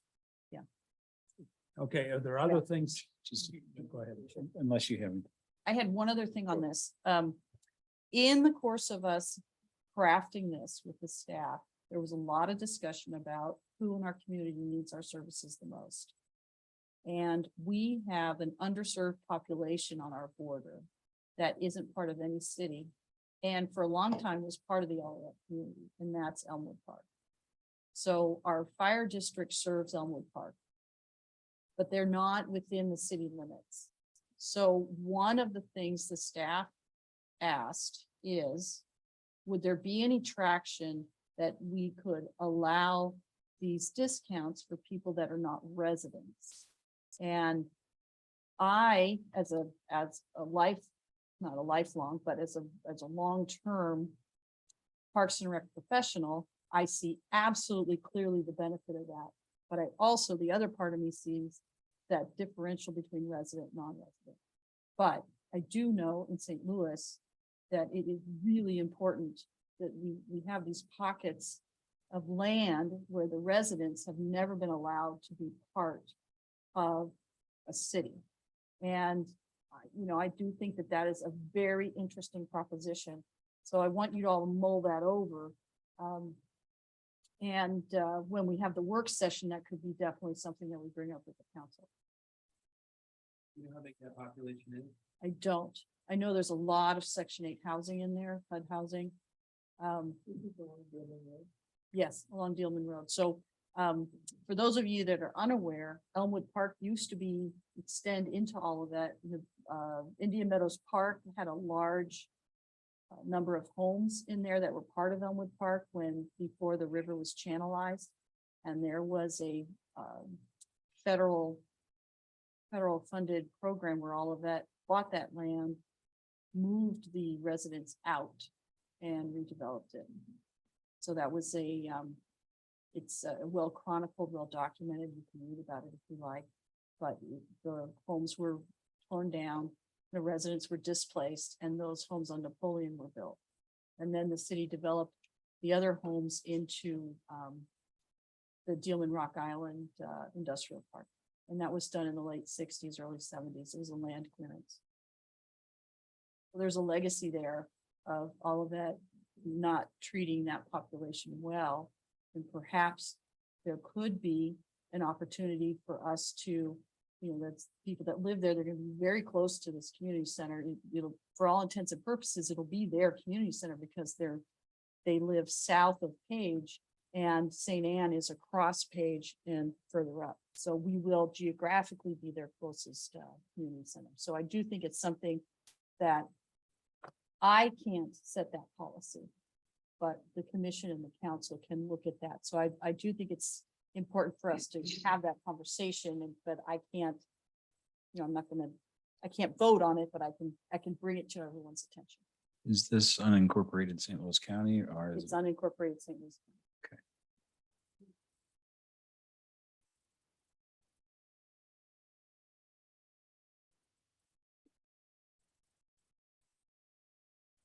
I think it was worse Segregation. than that. It was worse than that. Yeah, Yeah. no, there, if you, I was just Googling Elmwood Park and there's the Post-Dispatch has a very interesting article, which does not reflect well on Olivet in terms of how that whole process was started or was done in the 50s. It started in the 50s, but they actually, the the homes, the people were moved in the late sixties, which is, seems to me kind of late to be doing a land clearance. But anyway, I think it's something to consider in terms of whether it's something simply to say that those folks are considered residents from a community, from a community center standpoint. Yeah, they're in our zip code. Yeah. Yeah, and we are their fire district. So there's, we could say that, you know, that these, that, you know, say maybe our resident rates extended to the lengths of our fire district. I mean, maybe that could be the boundary. So again, something to consider, and with your support, I will bring it up to the council at the session. Okay. Okay. Thank you. So Are- other the- comments? Are those the only two? Is that the only fire district? I believe so, but I will verify that. These are, I was Yeah. gonna say, would we amend our language to those within our fire Bev, district? do we- 631? Sorry, Yeah, I was gonna ask the same. Do we have the condos that are across the street? We from- don't, those, the condos that, the condominiums that touch Warson Park are in Olivet. Right, The apartments across Warson Road, that's Freeport. right. Do we serve that as our fire district there too? I don't know, but I can check. I can check. And the other thing we can do also is what we do right now, because the 63132 zip code is so large and extends so far past all of its boundaries. When we do have a question, we have a list of streets and street numbers where we can see if someone's truly a resident. So we could do the same thing and add in Elmwood Park easily. That's only fire district. That's not policing. No, it's not, because they have the county police. The other question on, or as a part of this proposal going to council, does it make sense for us to consider some kind of simple financial model of how we could augment or subsidize these discounts through our current budget? Well, we are. I mean, the basic, but just by giving a fee waiver, it's a subsidy. Yeah. You want to quantify it? well, the impact to our budget based upon what we Right. think. Well, that's why we're trying to figure out, Projections that's, are. yeah, I'm trying to do projections. That's why we wanted to ask the school district. So right now we know what's going on in our camps. We know we have currently 10 campers enrolled, Right. but I don't know what the total population of Olivet is based on who qualifies. So that's, we're trying to find that out because it's a good number to know. Yeah, okay. Yeah. We do have when we did the pro forma for the community center, we have the districting map in there that shows income levels by zone of all of that. And the Del Mar divide is quite evident on Olive, showing there is a remarkable difference in income north and south of Olive. Dramatic. So that's one of the reasons that we really went down the path of the fee waivers to start with. Really find it, It's a very specific and definite difference. really find it. Yeah. Okay. And I can show that the one we have is dated now because it's from 2018, but we can try and get the more recent one. The other thing is you can look at US data. If you don't use US data at work, it's really an awesome website. Actually, I was looking on the EBT site for state of Missouri here, and they talk about it. And looks like it's readily available information for qualified individuals. Yeah, so right here, this one, if you go to, Right. Look at this. if anyone hasn't is used this this from? tool, Data USA. yeah, it's Data USA. It comes from a university. And you can also add a comparison. So you can click this and put Ladue. So you see Ladue and all of that side by side, which is also shocking. And I don't recommend doing that. Um, Yeah. But if you go to economy, they show not as shocking as that's true. Something But about it. here's the household. Can everybody see this? Yes. Okay, so this is Olivet, just Olivet. This is Olive Boulevard, basically. And you can see right here, the differential is incredible, double. The income doubles the minute you go south of Olive. So that's why, and this does not have Elmwood Park in it. It does go up to page. So it does, Oh, it's our, you're right. So this is our Yeah. our boundary is this line right here. Mhm. Yeah, so this does go up to page, but you can still see, when you do the comparison, it shows you a little more, detail there.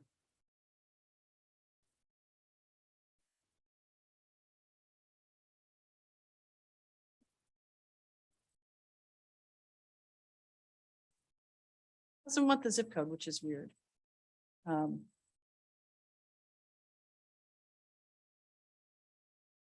maybe we won't see it. but I, Yeah. oh,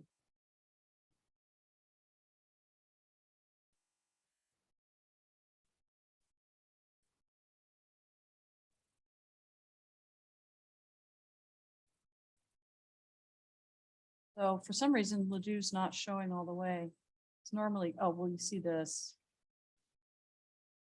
It's not capturing all of, it's not capturing all well, of. Ladue. south of, Yeah. is Frontenac comes in and then Huntley and. Right, all of but those. Ladue goes all the way down here. Yeah. So I think it's just, for some reason, it's not pulling it. So this is actually a higher color typically. Because we've played with this a few times to try and figure stuff out. What's interesting too is they pull this in and this is not all of it. This is U City. That's Costco. Yeah, I it mean, is. yeah. Yeah, yeah. So anyway, thanks for indulging me on Okay. that. Okay, other questions on fee waivers? I think we've hit that. Park master plan, if you can briefly give us. Yeah, where what I'm we gonna are. do is I'm gonna show you very quickly what the council saw. I've got two things to show you. These are the dashboards in the parks. So the first one is Community Center in Warson Park. So I think you all have been hearing that we are also having difficulties with supplies now. For a long time, we were just chugging along, not having an impact. But we are definitely seeing it now. So issues have arisen. We are now refining our open date. We're now saying spring 2023. I was saying March. Now I'm just saying spring 2023. We do have some good news, though. We have a wall. It's very exciting. There's a wall. We also had 20 days of rain in February alone.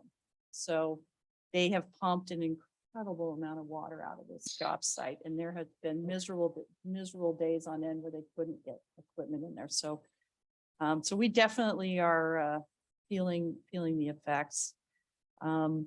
In the parks, however, it's happier times. So the parks are doing really well. And part of that is what Sydney mentioned, we bought the pavilion before we went out to bid for the contractor. So that pavilion was in production before we even went out to bid. So thank heavens we did that. Because not only did it get it in production, it locked in the price, because I would shudder to think what the price increase would be if we ordered that today. Same with our playgrounds. We did all of our playgrounds separately. So like, for example, the water play unit for for Indian Meadows has already been delivered to the contractor's storage yard. So we're very excited.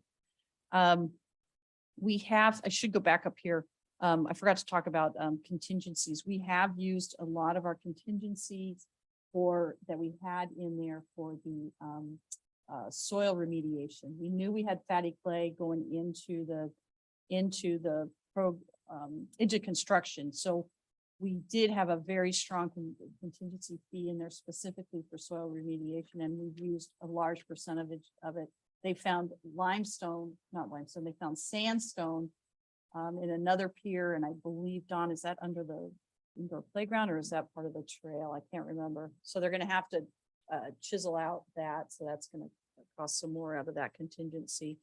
But other than that, we seem to be doing okay. We've got we have a couple contingency risks identified in here. You can see we've got some outstanding PCRs, which are proposed change revisions, I believe. Jim, is that right?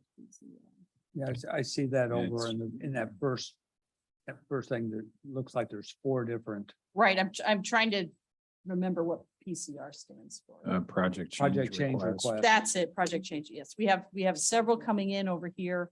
And that's pretty standard with any project you're working on. We have toilet and bath accessory revisions, and city manager called me out specifically by name on those, but we are making some changes because the toilet and bath accessories that were selected were the same ones that were put in here, and they were the ones that broke within 6 months of operation. So I feel justified in that request. Yes, so we do have some other things that are going to impact that, but again, that's why we have our contingencies, and I'm very confident we're going to stay within Yeah. that. One thing I do notice, you're changing the floor of the We are. gym. Yes. What is that? Well, the color we wanted went out of production in the thickness, so we're putting 2 in to get the color we want, but to be the same thickness to meet the level of the other sides. Okay. Yeah, so it's the increase in the glue. It's a higher, so the material is basically the same, but the glue's more, and the labor's more to do the 2 in there. Okay. But again, I think it was important. So these change requests are all increases in cost. Right, but they would be covered by our contingency. But it appears that you've got 460K. We do. left. Yeah, We do. understood. I was just wanted to Yeah. understand the nature of the Yeah, changes. absolutely, That's all. absolutely. And that's the way we structured it. And Yeah. then we also have unforeseen conditions contingencies. We had several different contingencies in there. Yeah. So then moving into the parks, again, we have had to do soil remediation at Stacy, quite a bit of it under the parking lot, and then around the pavilion areas. We are doing really well in there. We've been delayed by rain, but we're hoping to catch up on that. The parks are so much simpler because it's far less structure, a lot more earth moving and asphalt and concrete as opposed to, the engineering required and HVAC units and all the rest of it. We did do a change order with the council that was approved last night. I'll show you that. Right now, I want you to see, this is, it's kind of hard to tell what's going on with these pictures, but Jim, It's the walking trail, right? yeah, Jim, do you know which place this is? And this would be, is Stacy? Or is this Villa? I think that's Philip. Not sure. No, I don't believe it's up by that doesn't look like Villa because there's a parking lot there. I think that's Stacy coming across. Well, that could be Stacy, but it's hard for me to know too. And this is I know that park intimately and I still can't tell you exactly where it is. Is it headed up? This I can tell you is Villa. Yeah, no, I Yeah. I that's Villa. recognize that. Yeah. Well. it Yeah, could be. but there's asphalt there and Well, I think that's coming up from the sidewalk, Jim. I think that's coming up the side of the parking lot to go out into the park. Yeah, okay, where they're, I have assiduously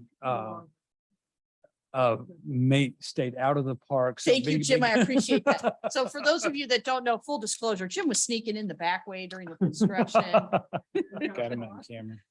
But then he told me things that were wrong and he could only know it from being inside there.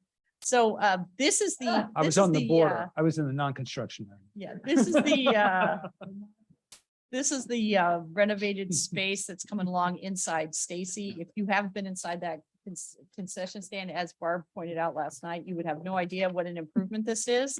These are the renovated restrooms over at Stacy. Yeah, so it's fantastic. Then I'd like to show you the request we did last night to the council was for a pathway at Stacy. So it was a change order last night we asked for $29,000, and I'll show you what that was. So when we went out to bid for Stacy, for all the parks, actually, there were a couple of bid alternates. One of the bid alternates, I'm trying to get down smalls here so you can see this. One of the bid alternates was for this connecting trail that would run north-south between this is the first ball field at Stacy. And then this is the walking path that goes, you know, where the hiking trail is. This is the walking path right around there.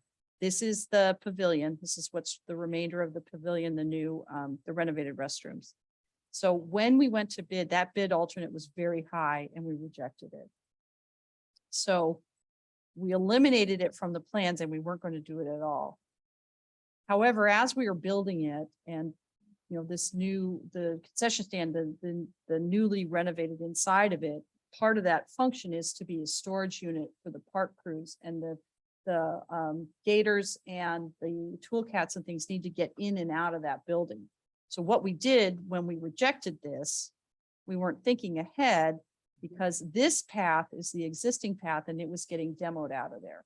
So we suddenly realized that we created an island and there was no way for the city vehicles to get to this. There's also no way for pedestrians over here to get to the bathroom. So what we talked to the contractor about it, and they came up with a suggestion that we repave this, leave the trail there, don't demo it, and then cut an extender over here using the original plan. And then that would get the city vehicles through there. And then it would also allow the pedestrians to get to the restroom. And then we'd have that. And then cars from the general parking lot would still not be able to get into there, because the new parking lots over here, there'll be a barrier. They won't be able to drive in.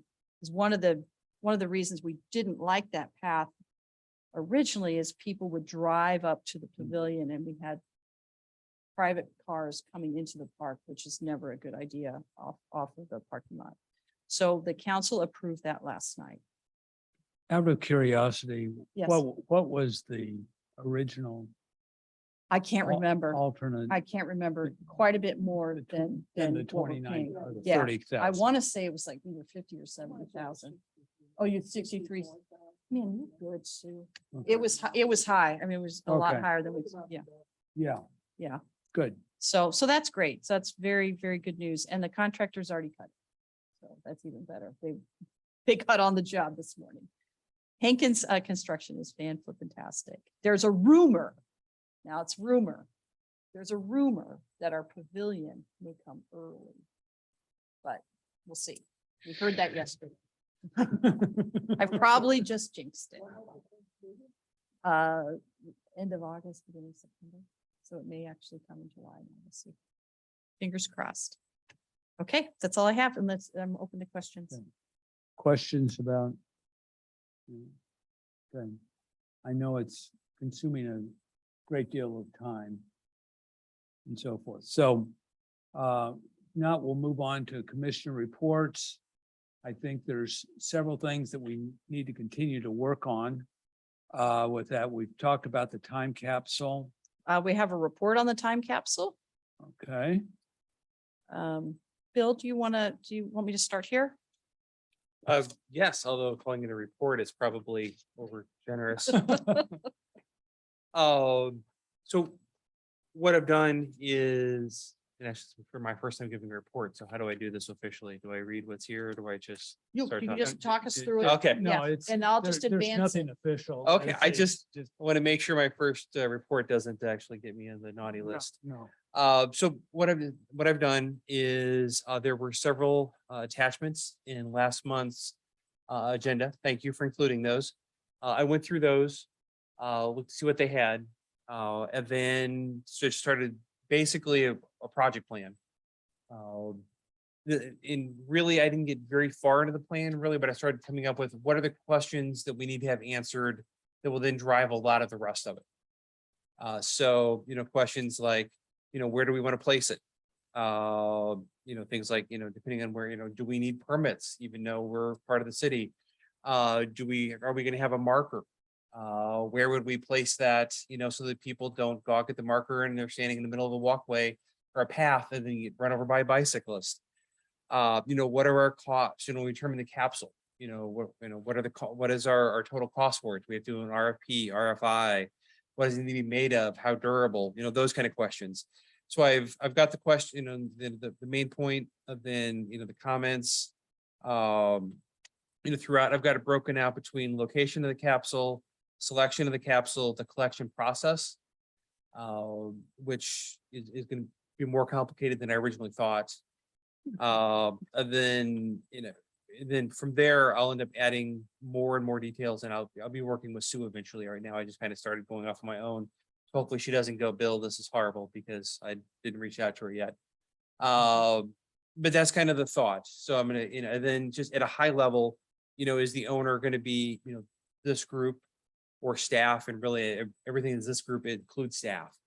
And I haven't even started with dates and times yet. That'll kind of be towards the end, once we get more detail and figure out when we need to be done by, so and then working backwards.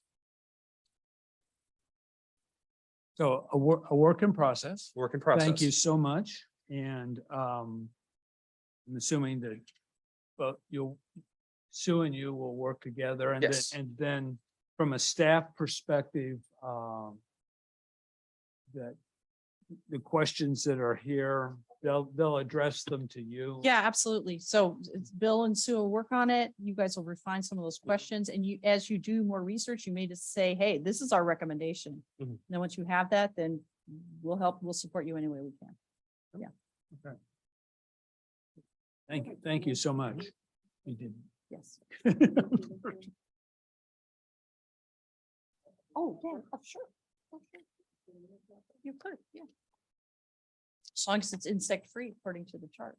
You have to be insect free because it's cloth according to the chart.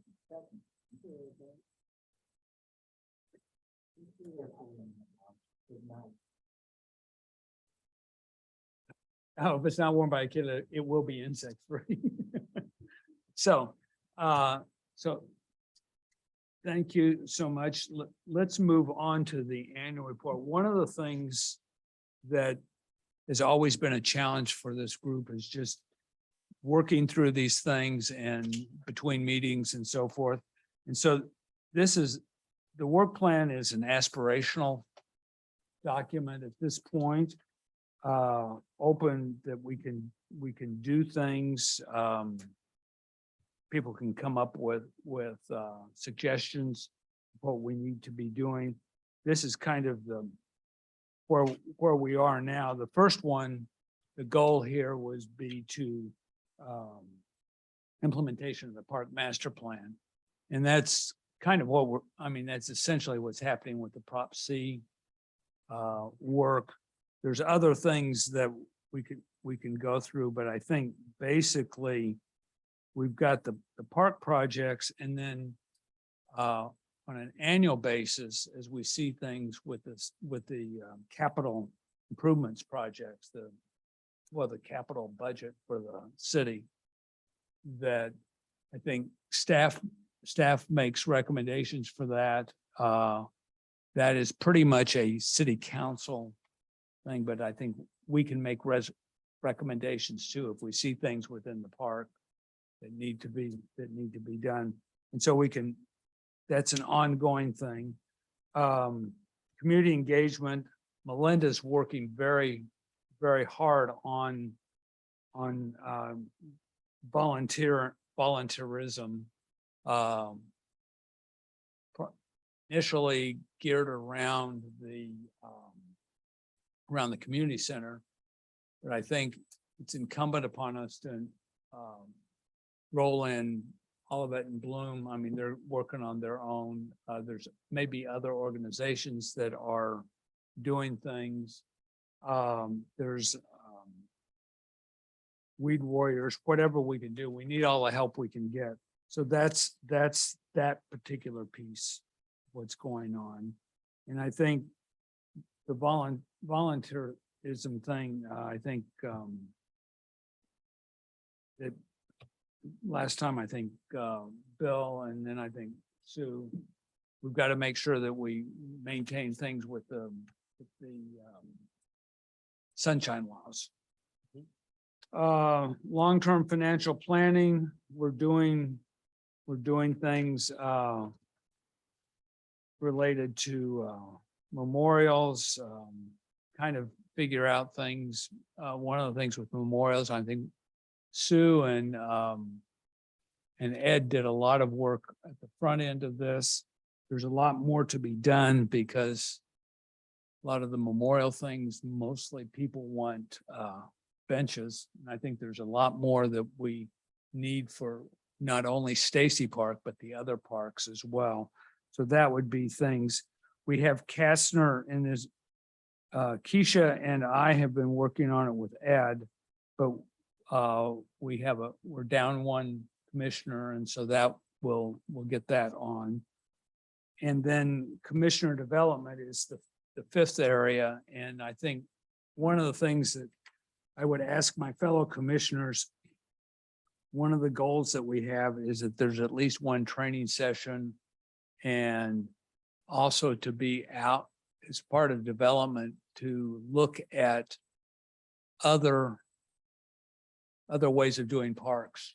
I mean, I participated this, it was a couple of weeks ago in an international dark sky thing, which had people from around the world. I mean, the stuff that's happening in Australia. So I think there's practices. Beverly's brought a lot from her experience. Don's brought ideas.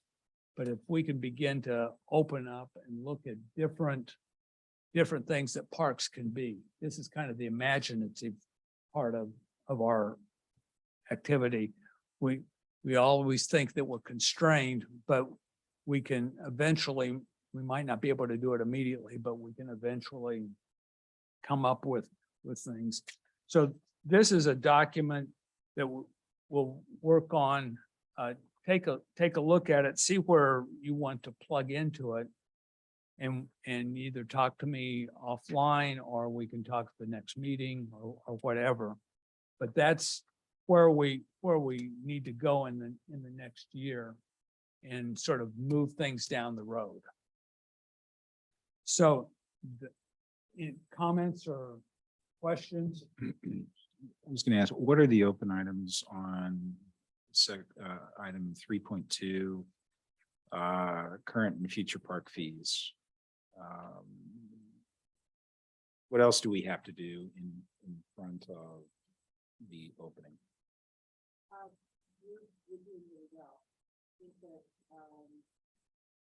think that those are our last ones.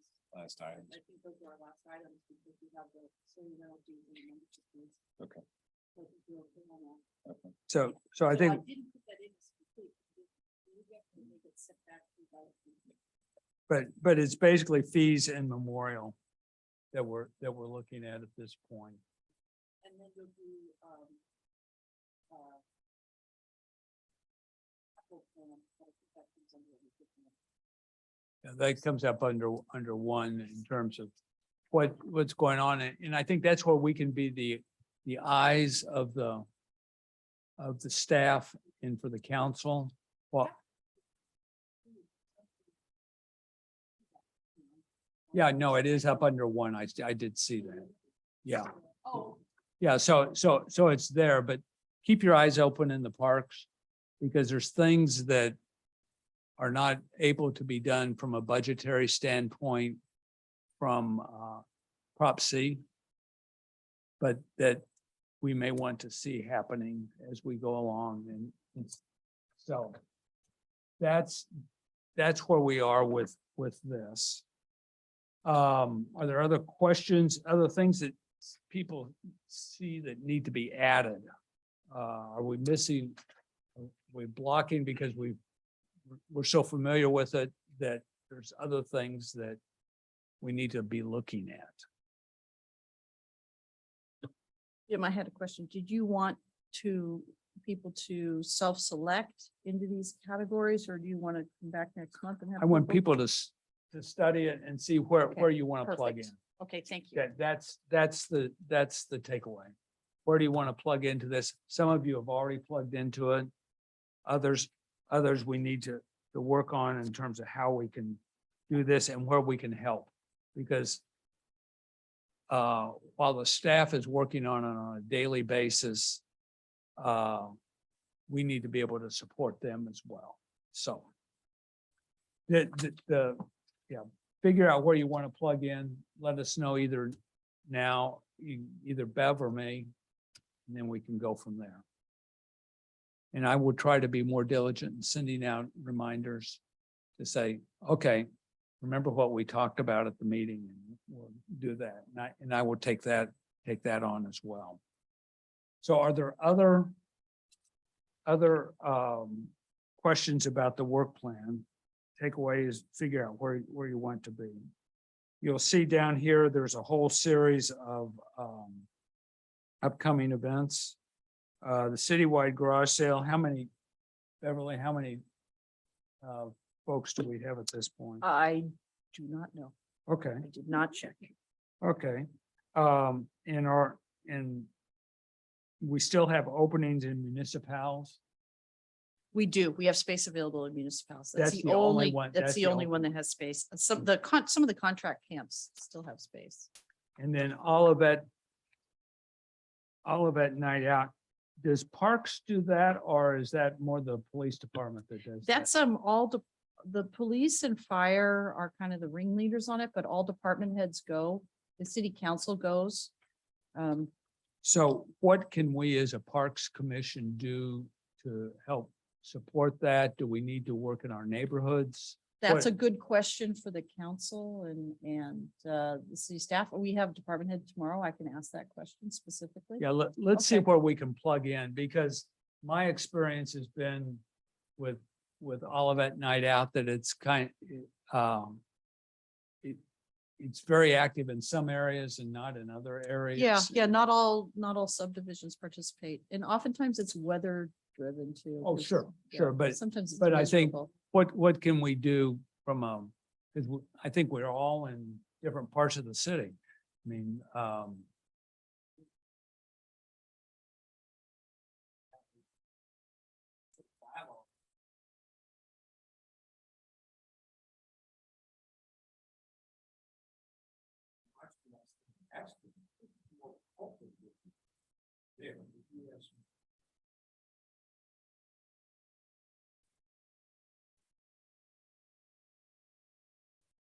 right, right. Yeah, well, I mean, our neighborhood's not particularly close.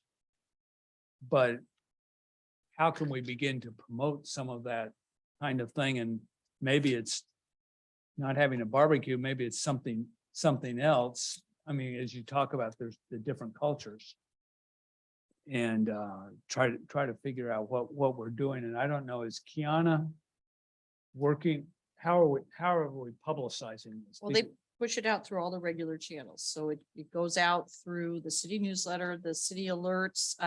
They email every trustee directly to tell them when it is. I believe Kiana put it goes out on social media. It definitely goes out on social media, and I believe she puts it on Nextdoor as well. Okay, But it's a weeknight. right. I think school's back in session this time of year. It So, and there are neighborhoods that just don't want to do it, and that's okay. Mhm. you know? Yeah, Yeah. okay. So just bear that in mind too, because for community engagement. So, Who owns the capital budget process for the city? Darren does that. And then when Dawn and I write capital projects that we've identified for our department, we take them from operations from, when we have trucks that are going out of service, or if we have something that's broken, it's quite evident that we need to do a capital project for it. But we also take it from the Parks Master Plan, from things that were identified and weren't funded. We have some already plugged in for that. And then we also take suggestions from the commission. So when we start working on that in December is the time for us to bring you the list of projects, which we haven't done in a little while because of the Park Master Plan. So we bring the list of projects in December, and it's an opportunity for you to look at them all and rank them and say, you have that scheduled 6 years from now, but I think really that should be maybe 2 years from now. So it's an opportunity for that. It's also opportunity for the commission to say, I don't see this project on here at all. I think that should be a project. So that's a really nice thing. And again, we haven't done it since we started the Park Master Yeah. Plan, because that was the priority. So it'll be a great year, particularly with the projects that are not being done as part of the master plan. now, when you say December of 2022, That's this year. that's, yes, but is that when is it due to the council? Well, the council discusses it in the spring and then they approve it as part of the budget process. So it's too late for this year. No, I Yeah. understand that. My question is how do we make sure that it's not too late for next year? February, What? February is what we're being told. Yeah. We need to Okay, have so our February, capital projects so So if, like, so Is- we look, if you look at it in December, it gives us time to create those projects by our deadline in February. okay, I just want to make sure because a lot of times we come up against a different timetable. and- Right, and but the budget, sometimes it fluctuates when we actually kick it off, but Darren's already set for next year because this year we said, hey, we want a little more direction, so he has committed that if we have the discussion in December, our deadline is February, and then we get it in. So is that when we start the discussion or should we be starting it earlier than that? No, you start the discussion in December, we have to turn everything in February. Okay, Because it Okay. will, writing a capital project is very involved. oh, no, I understand that. I mean, you've got to get prices and you got to do all of Absolutely. that. Absolutely. Or at least estimates. So, okay, are there other items that people would like to bring before the commission? this evening? If they're not on the agenda, you cannot do that. Well, but I you could understand- I suggest them understand For a our- future meeting. Yes, Can we get an update on replacing a Kastner? Um, I have a meeting scheduled with Maxine next week to ask that question. okay. And so, Does it look like they posted this week that there was an opening, and I didn't think they were gonna put out that information, that they were gonna, that it's still unclear to me in terms of, because there was some discussion of previous applicants what I thought. versus clean it up. So I want to clarify that. And Maxine's out of town this week, so. Committee vacancies. Yep, right there. Yeah, but it says committee and not commission, so that's. And I not- believe last time I think it was posted and then I think the council decided and that's how you came into the picture. There Bill. there was posting. I have applied. I didn't receive that one. Travis did. Then there was another opening and it was close enough to the original interviews that they just appointed, or not appointed, they selected from that pool rather than reopening. Yeah. So, So it may be there's too much time had passed too. I don't know. yeah, I don't know. and I don't know in terms of what. Yeah. who's- Because Maxine said that at a meeting and she could have talked to other council members. I don't know. So clearly it's posted. Yeah, so it's posted and I'll try to figure out where we are with it. Okay. Having finished our agenda business, I would call for a motion to adjourn. Second. Okay. All in favor? Yes. Aye. Okay, we are adjourned. Thank you.